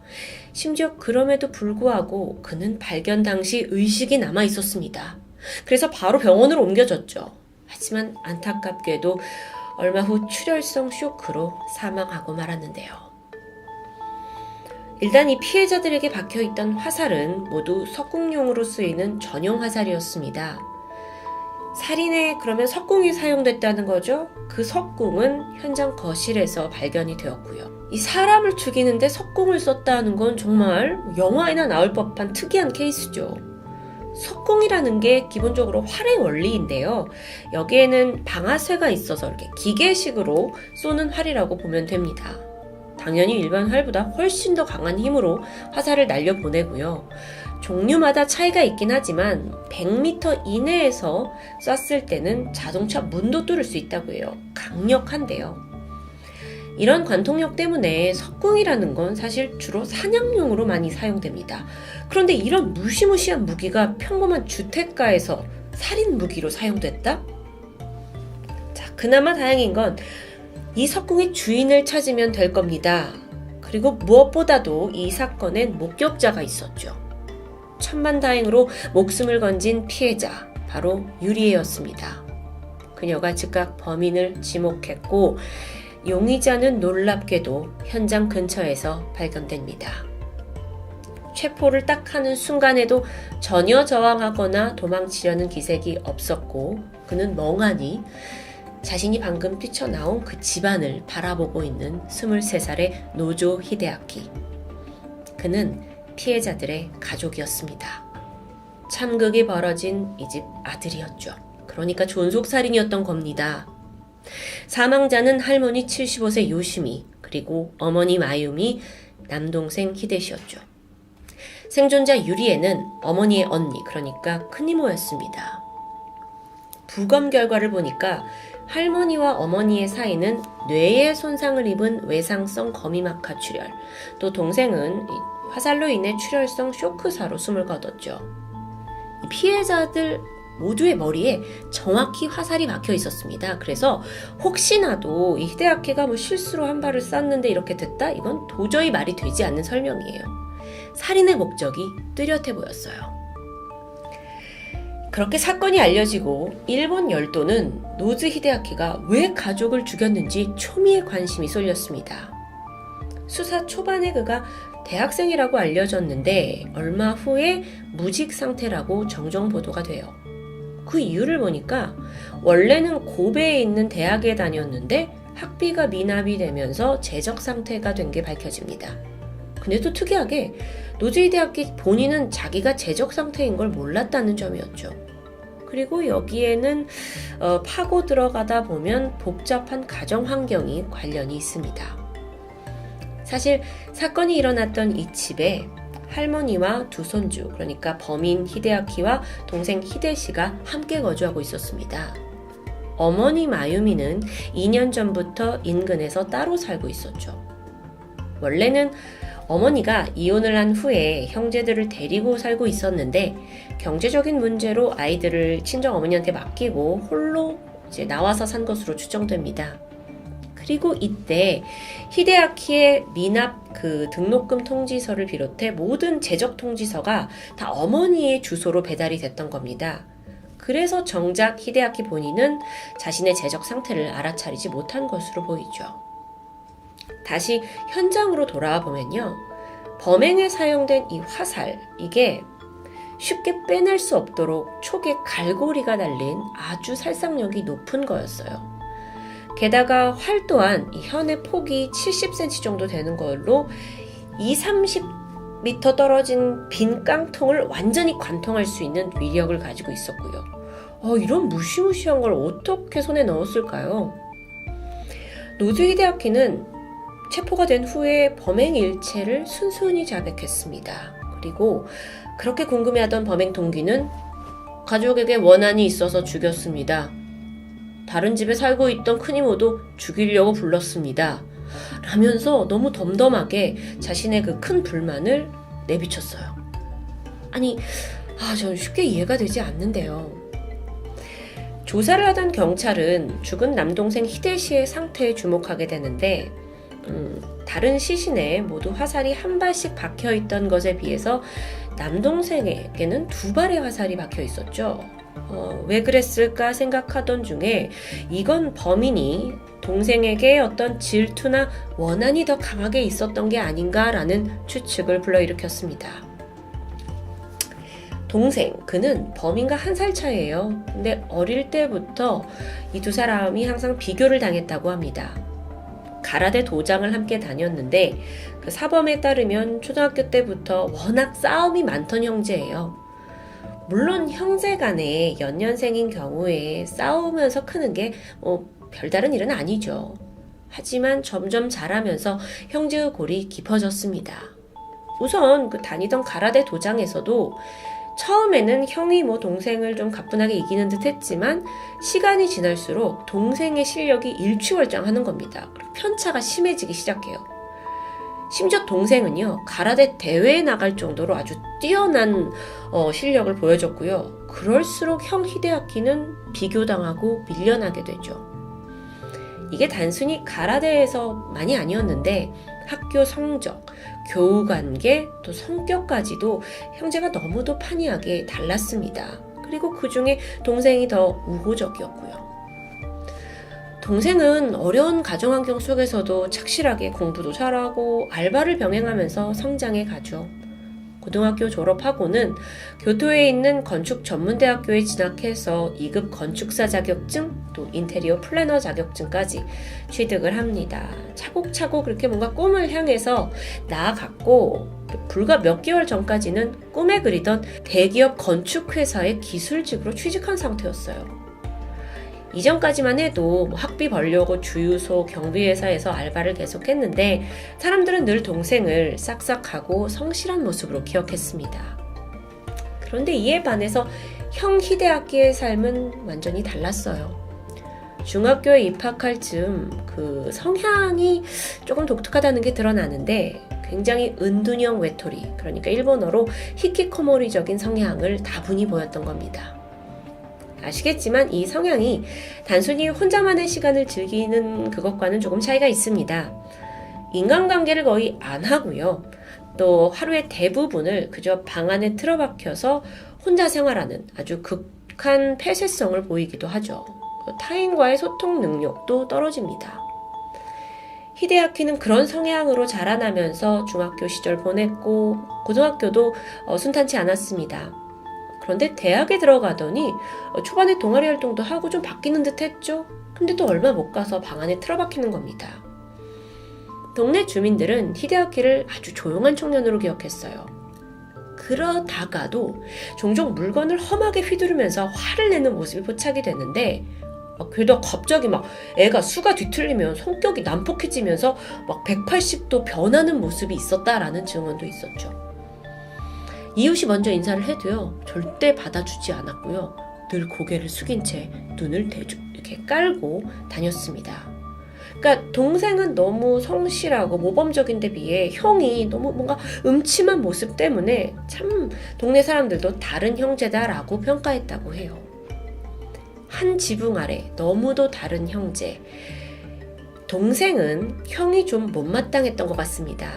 그래서 사건이 일어났던 그 해에 자신의 가라데 코치한테 이런 이야기를 했다고 해요. 우리 형이 또 이 히키코모리 성향이 이제 나와가지고 방에서 나오질 않는다. 가족과 말도 거의 안 한다. 라면서 푸념을 늘어놓았죠. 또한 친구들한테도 난 우리 형이 너무 싫다라는 말을 자주 했다고 합니다. 같은 집에 살고 있던 할머니 또한 상황 잘 알고 계셨죠. 그래서 손주가 좀 엇나가는 것 같고 자기 엄마하고도 연락을 안 하는 것 같다라는 고민을 이웃에게 털어놓은 적이 있습니다. 큰이모, 그 피해자였던 큰이모 유리에는요, 근처에 살고 있었는데 유리에 또한 이제 가깝게 살고 있으니까 히데아키를 종종 받고 좀 조카가 걱정이 된다라는 말을 한 적이 있고요. 그렇게 온 가족의 걱정거리였던 히데아키. 정작 본인은 가족들이 나만 미워하고 험담한다고 생각했던 걸까요? 정말 시한폭탄과도 같은 동거였습니다.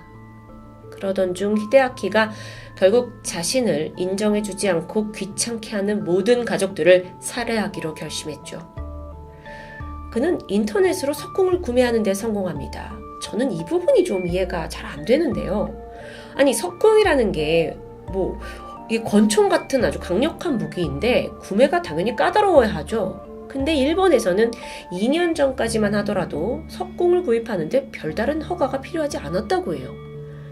참고로 우리나라에서는 이게 공기총과 같은 부류로 판단이 되면서 구매를 하려면 당연히 경찰의 허가가 필요합니다.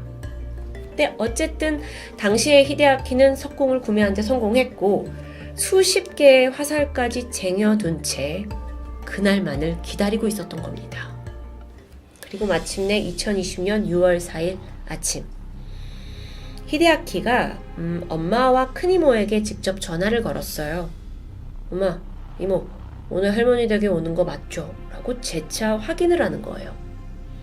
같은 동네에 근처에 살던 가족들이었기 때문에 사실 정기적으로 할머니 댁에 모여서 함께 밥도 먹고 시간을 보냈습니다. 그리고 마침 그게 그날이었던 거고요. 얼마 후에 엄마가 먼저 집에 도착했죠.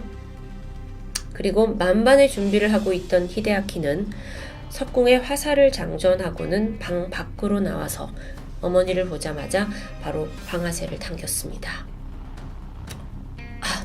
너무도 상상하기 힘든 상황인데 문제는 이미 어머니를 살해하기 전에 또 다른 살인을 저질렀다는 거죠. 새벽 5시 그는 집에서 잠들어 있던 할머니와 동생에게 활을 쐈고요. 두 사람은 아무런 저항 흔적조차 없이 그대로 숨을 거뒀죠. 그리고 아침까지 내내 기다리다가 엄마랑 이모한테 집으로 오라고 해놓고 엄마 들어오니까 먼저 쐈던 겁니다. 와, 그런데 잠시 후 큰 이모가 있니? 하면서 집 안으로 들어와요. 그런 이모의 얼굴을 향해서 석궁을 쐈죠. 근데 이게 귀를 맞고요. 이모가 이제 정신을 가까스로 차리고 도망치면서 유일한 생존자가 됐던 건데요. 정말 저는 이걸 설명을 하면서도 이게 무슨 말도 안 되는 비극입니까? 그렇게 히데아키는 3건의 살인 혐의, 1건의 살인 미수 혐의로 검찰청으로 넘겨졌습니다. 지난 2020년 7월에 그에게 혹시 정신적인 문제가 있는지 감정이 진행되었고요. 2021년 1월에 정식 기소가 된 상태죠. 이 사건의 범행 동기에 대해선 여전히 추측이 난무합니다. 그는 분명 가족에게 원한이 있다고 말을 하긴 했지만 사실 가족이 직접적으로 그를 못살게 굴거나 정말 이렇게 무시했거나 이런 정황이 별로 없어요. 그래서 많은 사람들은 용의자가, 그러니까 범인이 히키코모리로 지내면서 피해망상과 열등감에 시달렸다라는 게 큰 지지를 받고 있습니다. 한편 이 사건에선 짚고 넘어가야 할 게 있죠. 일반인이 석궁을 이렇게 쉽게 살 수 있는 거야? 라는 데 우려가 커졌습니다. 그러고 보니까 2010년에서 2020년, 그 10년 사이에 석궁으로 인한 상해 사건이 13건이나 발생했어요. 또한 이 석궁으로 동물 학대를 하는 일도 빈번했고요. 그 와중에 일가족 살상 사건이 벌어지면서 이거 뭔가 법이 바뀌어야 된다라는 바람이 일게 되죠. 그리고 사건 발생 1년 뒤인 2021년 6월 석궁을 사려면 특별한 허가가 필요하다는 법안이 통과됩니다. 그래서 이제는 석궁을 사려면 교육을 받아야 하고요. 이것조차 3년마다 한 번씩 계속 갱신을 해야 하고요. 또 미성년자는 어떤 식으로든 결코 석궁을 구매할 수 없습니다. 당연하죠. 근데 이렇게 강력한 법안이 생긴 데는 사실 또 다른 이유가 있는데요. 히데아키가 석궁살인, 석궁 가족 살상을 한 이후에 이때다 싶어서 일본에서 모방 범죄가 막 일어났기 때문입니다. 2020년 7월 고베에 살고 있던 한 주부가 평소에 증오하고 미워하던 남편에게 석궁을 발사해서 죽이려다가 실패하고 살인미수로 체포됩니다. 그리고 2달 뒤에는요, 나가노현에서 20대 여성이 알고 지내던 70대 남성에게 화살을 발사했고 역시나 살인미수로 체포되죠. 이게 석궁 사건이 막 쏟아지는 겁니다. 물론 살인으로 이어지진 않았지만 이러다 이거 유행되겠다 싶었고 정부도 빠르게 조치를 한 겁니다. 어쩌면 이 사건 또한 히데아키가 그렇게 손쉽게 석궁을 구하지 못했더라면 모든 가족이 죽음을 당하는 그런 것만은 피할 수 있지 않았을까요? 라는 생각이 들어요. 아닌가요? 좀 남달랐던 히데아키의 살인극은 그 도구가 석궁이든 칼이든 맨손이든 결국 피하지 못할 일이었을까요? 그건 더 비극이겠죠. 최근 현지 언론에 따르면 예정되어 있던 히데아키의 공판이 취소되었다고 합니다. 무슨 일인가 싶어서 봤는데 이 정신감정 결과로 인해서 재판이 굉장히 장기화될 가능성이 높다고 보고 있죠. 히데아키가 과연 정상이었느냐 아니면 아니었느냐를 판가름하는 게 이 재판의 주요 쟁점이 될 것 같습니다. 즉 히데아키는 아직 재판을 기다리고 있고 우리는 좀 더 이 결과에 대해 지켜봐야 할 것 같네요. 석궁 살인사건, 지금까지 토요미스테리 디바제시카였습니다. 안녕하세요. 토요미스테리 디바제시카입니다. 1977년 2월 21일 미국 시카고. 어둠이 짙게 깔린 밤이었는데 갑자기 화재 경보가 우렁차게 퍼지기 시작합니다. 출동한 소방대가 도착한 곳은 파인그로브가의 한 고층 아파트였죠. 15층에서 매캐한 연기와 함께 냄새가 막 뿜어져 나오고 있었어요. 소방대원들이 서둘러 실내로 들어갔죠. 내부는 너무 연기가 자욱해서 앞도 전혀 보이지 않았는데요. 20분간 화재 진압을 한 끝에 현장의 모습이 서서히 드러납니다. 이미 이제 물을 뿌리고 한 작업으로 너무 안이 어지러워져 있는 상황이었는데 그때 결코 지나칠 수 없는 장면이 눈에 들어오죠. 바로 매트리스 아래 사람의 발이 보인 겁니다. 대원들이 조심스레 거길 들었더니 사망한 여성의 시신이 있었습니다. 소방대원들이 좀 더 빨리 도착해서 그녀를 구해내지 못했다는 생각에 마음이 착잡해졌는데요. 이때 시신을 추스르던 한 대원의 미간이 상당히 찌푸러졌습니다. 여성이 알몸인 상태였는데 왼쪽 가슴에 칼이 꽂혀 있었기 때문이에요. 순식간에 이 사건은 방화에서 살인으로 바뀌었죠. 그리고 곧이어 여성의 신원이 파악됩니다. 그녀의 이름은 테레스타 바사. 필리핀 출신이에요. 인근에 위치한 에지워터 병원의 호흡기 치료사로 일하면서 아주 헌신적인 사람이라는 평을 받을 만큼 성실했다고 합니다. 그랬던 바사를 누가 죽이려고 했던 걸까요? 현장을 살펴보던 경찰은 시신 옆으로 옷이 흩어져 있고 사망 당시 그녀가 알몸이었다라는 점을 토대로 강간살인을 짐작합니다. 불이 시작한 지점은 시신을 덮고 있던 매트리스였는데 즉 범인이 범행을 숨기고자 시신 위로 불을 지르고 매트리스를 덮으려고 했던 게 추정됐죠. 그런데 문제는 쉽사리 용의자가 나오지 않는 겁니다. 현장에 지문이나 족적 전혀 없었고요. 건물에 당시에 CCTV가 설치되어 있지 않으니까 출입한 사람이 누군지 알 수 없었죠. 게다가 화재에 진압을 했잖아요. 그러니까 집안이 이미 엉망진창이에요. 누군가가 금품을 가져갔다라는 것조차 알 수가 없는 상황입니다. 그러던 경찰이 더 큰 난관에 봉착합니다. 바사의 시신을 부검해 보니까 사인이 질식사예요. 그러니까 칼이 꽂혀 있었는데 이걸로 죽은 게 아니라 이미 질식사로 사망해 있던 겁니다. 그리고 성폭행의 흔적이 발견되지 않아요. 경찰이 초기에 강간살인이라고 생각을 했고 거기에 초점을 맞췄는데 혼란에 빠지게 되죠. 자, 사인이 질식사라면 그럼 이건 원한에 의한 살인이었을까요? 그녀는 평소 조용했지만 예의 바른 성격이었고요. 남에게 피해를 줄 만한 사람은 전혀 아니었다고 합니다. 환자들한테 친절했고 동료들 사이에서도 평이 좋았고 일에도 헌신적이었고 아니 정말 살인을 당할 이유가 전혀 없던 여성입니다. 경찰은 몇 달 동안 주변 인물들을 중심으로 탐문을 했지만 끝끝내 단서도 갈피도 잡지 못한 채 사건은 미제로 남는 듯 했습니다. 그런데 이때 담당 수사관 스타클라 형사에게 한 통의 전화가 걸려옵니다. 에번스터 경찰서의 다른 경관이었어요. 근데 그가 다짜고짜 당신 호세 추아 박사와 전화를 해보세요. 연락을 해보세요 하는 거예요. 그러면서 호세 추아 박사가 당신이 쫓는 범행의 모든 전말을 알고 있다라고 말합니다. 처음엔 좀 황당했어요. 다른 서의 경찰이 전화를 와가지고 나한테 무슨 박사한테 전화를 하라느니 하니까요. 근데 그 당시 수사가 워낙 아무런 진전이 없고 형사들마저 왜 이걸 해결 못하냐 하면서 질타를 받고 있었기 때문에 그냥 속는 셈 치고 호세 추아 박사에게 전화를 하게 되죠. 그리고 아주 믿기 힘든 이야기를 듣게 됩니다.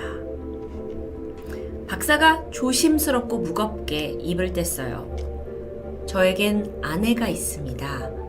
이름은 레미 추아지요. 얼마 전 그녀에게 죽은 테레시타 바사의 영혼이 들어왔었습니다. 그리고 나는 그때 이 사건의 모든 전말을 전해 들었고요. 난 범인이 누군지 알고 있습니다. 이게 무슨 말일까요?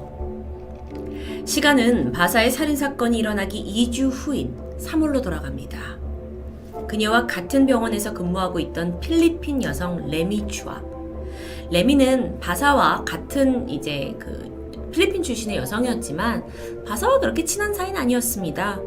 얼굴은 알지만 워낙 다른 시간대에 근무를 했기 때문에 마주칠 일도 거의 없었죠. 바사가 끔찍하게 죽었다는 소식을 듣고 레미가 놀래고 안타깝긴 했지만 사실 조용히 명복을 빌어주는 것 외에 그녀가 어떤 행동을 취하진 않았죠. 그러던 어느 날입니다.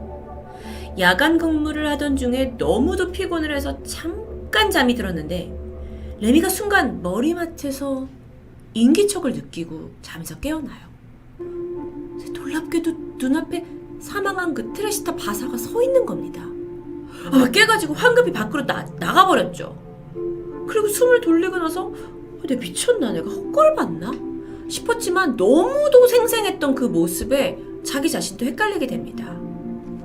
다음 날이 됐어요. 또 야간 근무예요. 일에 한참 몰두하고 있었는데 등 뒤에서 느껴지는 섬뜩함이 있어요. 딱 뒤를 봤죠? 그랬더니 평소에 병원에서 근무하던 청소부 앨런이 서 있습니다. 귀신이 아닌 거죠. 하지만 온몸에 힘이 빠져버렸고 결국 그날은 조퇴를 할 수밖에 없었습니다. 그런데 그날 밤부터 레미에겐 이상한 일이 일어나기 시작하죠. 늦은 밤이었어요. 남편과 함께 곤히 자고 있던 레미는 방 안에서 여성의 실루엣 같은 하얀 물체가 지나가는 걸 보게 됩니다. 헛것을 봤나 하고 눈을 비비고 다시 뜨는 순간 그 존재의 얼굴이 뚜렷하게 보이기 시작했는데 그건 바로 테레시타 바사였죠. 너무도 무서웠는데 더 기억에 남는 건 그 바사가 너무도 슬픈 표정으로 아무 말 없이 레미를 그저 물끄러미 바라보고 있다는 겁니다. 레미는 정신을 잃었어요. 그리고 이후 며칠간 계속해서 바사의 환영을 보게 됩니다. 아무 말도 하지 않고 그냥 애처로운 표정으로 바라만 봐요. 그러던 어느 날부터 바사가 자신의 몸속으로 들어오는 듯한 느낌을 받았죠. 그렇게 정신을 잃습니다. 그리고 깨어나면 아무런 기억이 나지 않아요. 그런데 그러는 사이에 남편은 매일 밤 옆에 자고 있던 아내가 이상한 말을 중얼거리는 걸 이제 보게 됩니다. 그리고 되게 낯선 느낌이 들었죠. 왜냐면 이 말을 중얼거리되 이게 그냥 잠꼬대가 아니라 이 말소리가 너무도 아내의 평소 목소리와 달랐기 때문입니다. 그렇게 시간이 지나면서 호세가 오늘 밤에도 막 중얼거리고 있어요. 물었습니다. 당신 누구예요? 그러자 아내가 다른 목소리로 답하길 나는 테레시타 바사야. 난 너무 억울해. 전혀 예상치 못한 대답이었고 너무도 놀라서 잠깐 말을 잃었지만 정신 차리고 다시 물어봤습니다. 내 아내 몸에서 뭐 하는 겁니까? 원하는 게 뭐예요? 이때 말합니다. 도와주세요. 나를 죽인 사람은 병원 청소부로 일하는 앨런이에요. 이후에 아내가 바로 가슴 통증을 느끼면서 잠에서 깨어났어요. 남편은 넋이 나가서 멍해졌죠. 이게 무슨 말도 안 되는 상황이야. 근데 어쩐지 이걸 그냥 넘어가서는 안 될 것 같은 느낌이 들었습니다. 그리고 그날부터 자고 있는 아내 레미를 통해 바사의 영혼과 대화를 계속적으로 시도하죠. 다음날 호세가 물었습니다. 앨런이 당신을 죽였습니까? 네, 앨런이 나를 칼로 찌르고 도망갔어요. 호세는 내가 어떻게 당신을 도울 수 있냐고 물었고 이에 바사 영혼은 경찰에 신고해 주기를 바랬는데요. 생각해보세요. 이 상황을 경찰이 믿을 수 있을까요? 그래서 호세가 생각을 했는데 아무리 그래도 이게 내가 아내와 잠꼬대를 들었는데 이게 걔가 죽였다 이렇게 말할 수 없잖아요. 그래서 다음 날이 됐을 때 다시 호세가 그 영혼에게 말합니다. 정확한 증거가 있어야 한다고. 이때 바사 영혼이 그날의 상황을 정확히 설명하죠. 앨런이 우리 집 TV를 고쳐주겠다고 찾아왔어요. 이후에 칼로 나를 찔렀고 집안에 있는 보석들을 훔쳐서 달아났어요. 호세는 보석을 훔쳐갔다는 증거가 있냐고 물었는데요. 이때 바사가 자신의 사촌 론 소메라와 켄 바사가 그 보석을 본 적이 있다며 사촌의 전화번호를 알려줍니다. 이렇듯 영혼과의 대화에서 수집된 많은 정보들, 이걸 호세가 자세하게 다 기록으로 남겼고요. 이후 담당 수사관 스타클라 형사와 만나서 모든 메모들을 전해주게 되죠. 처음 형사는 굉장히 회의적인 반응을 보였습니다. 그러니까 죽은 영혼하고 얘기하셨다고요? 그렇게 사건 전말을 악용하게 되셨다고요? 전혀 과학적이지 않은 이야기였기 때문에 오히려 형사는 이 호세, 남편 호세가 사건에 연관된 게 아닌가 의심하기도 했죠. 근데요, 이 사건이 워낙 해결책이 없고 용의자에 대한 실마리도 없다 보니까 믿져야 본전이다 라는 생각으로 그는 병원 청소부 앨런 쇼 오리를 찾아가 보기로 합니다. 자신의 집에 있던 앨런, 형사는 바사가 죽던 그날 그녀의 집을 간 적이 있냐라고 물었습니다. 앨런은 무슨 소리냐면서 나는 걔네 집이 어딘지도 모른다. 병원에서 본 적도 있고 죽었다는 얘기 들었지만 무슨 소리냐라고 소리쳤죠. 하지만 이상하게도 그렇다면 그날 그 시간대 어디에 있었는지에 대해선 또렷하게 설명하기 힘들었습니다. 이후 형사의 집요한 신문 끝에 앨런은 결국 바사의 집을 간 적은 있다라는 사실을 신합니다. 근데 그저 TV를 고쳐주기 위해서 한번 방문한 적이 있다라는 거였죠. TV를 고쳐줘? 호세의 노트에 적혀있던 부분과 일치했습니다. 형사는 직감적으로 앨런이 직접적인 연관이 있을 거란 느낌을 받지만 앨런은 무슨 소리냐 하면서 끝까지 부인했죠.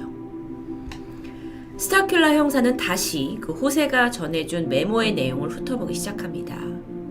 여기서 눈에 띄는 건 훔친 보석. 바사의 어머니가 줬던 것으로 진주와 옥 펜던트로 장식된 목걸이와 귀걸이 세트였습니다. 그래서 바사의 사촌들에게 전화를 걸었죠. 그래서 이게 사실인가 확인합니다. 어머니가 물려준 보석이다라는 부분이 정확한 게 드러나요. 뭐야? 그럼 정말 범인이 앨런이야? 형사는 한 번 더 확인해보고자 앨런의 집을 찾아갔습니다. 띵동. 문이 열리고 그가 마주한 건 앨런의 여자친구 캄이었는데요. 형사는 그녀를 보는 순간 머리를 한 대 맞은 듯 했죠.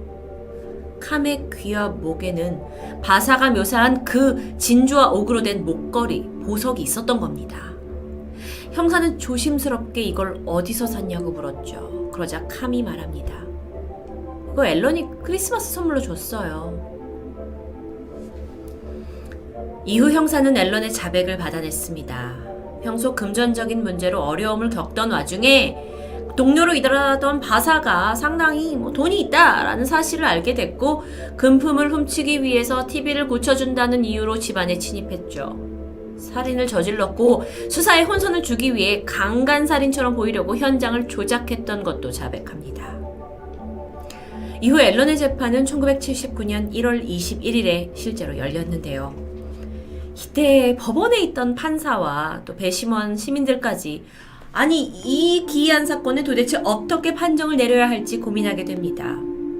사건 해결의 주체가 죽은 자, 즉 유령의 증언이에요. 이게 쉽게 받아들여지지 않는 겁니다. 이 전례 없는 사건에 앨런, 그러니까 이 범인 앨런의 변호사 측에서는 말이 되냐, 유령의 증언 가지고 지금 법정에서 이게 효력이 되냐라면서 주장을 했고 그러다 보니까 이게 재판도 무효로 갈 가능성이 커 보였습니다. 하지만 유가족들도 포기하지 않았죠. 그러면서 재판이 길어지는데요. 결론적으로 앨런 쇼우리는 살인과 방화죄가 인정되었고 14년형을 받게 됩니다. 이건 미국 역사상 유령의 증언을 받아들인 사상 첫 유죄 판정이었습니다.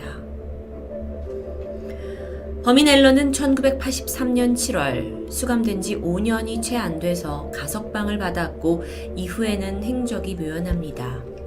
레미 또한 더 이상 바사의 환영이 보이지 않는다고 말했고요.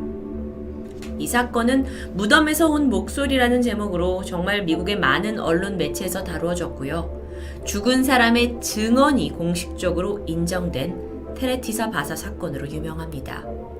결국 재판의 결과는 있지만 미국 역사 내에 영원한 미스테리로 남겨졌죠. 사건을 담당했던 모든 것을 눈으로 체험했던 스타큘라 형사 또한 판결 이후에 어쩌면 정말 내가 모르는 또 하나의 세상이 있을 수 있고 영혼이 존재한다라는 것에 이제는 확신을 갖게 됐다고 합니다. 그렇다면 죽은 바사의 영혼은 이제 어디 있을까요? 그녀는 편히 눈을 감았을까요? 아니면 이제는 행적이 묘연한 앨런을 지금까지도 따라다니고 있는 건 아닐까요? 토요미스테리 디바제시카였습니다.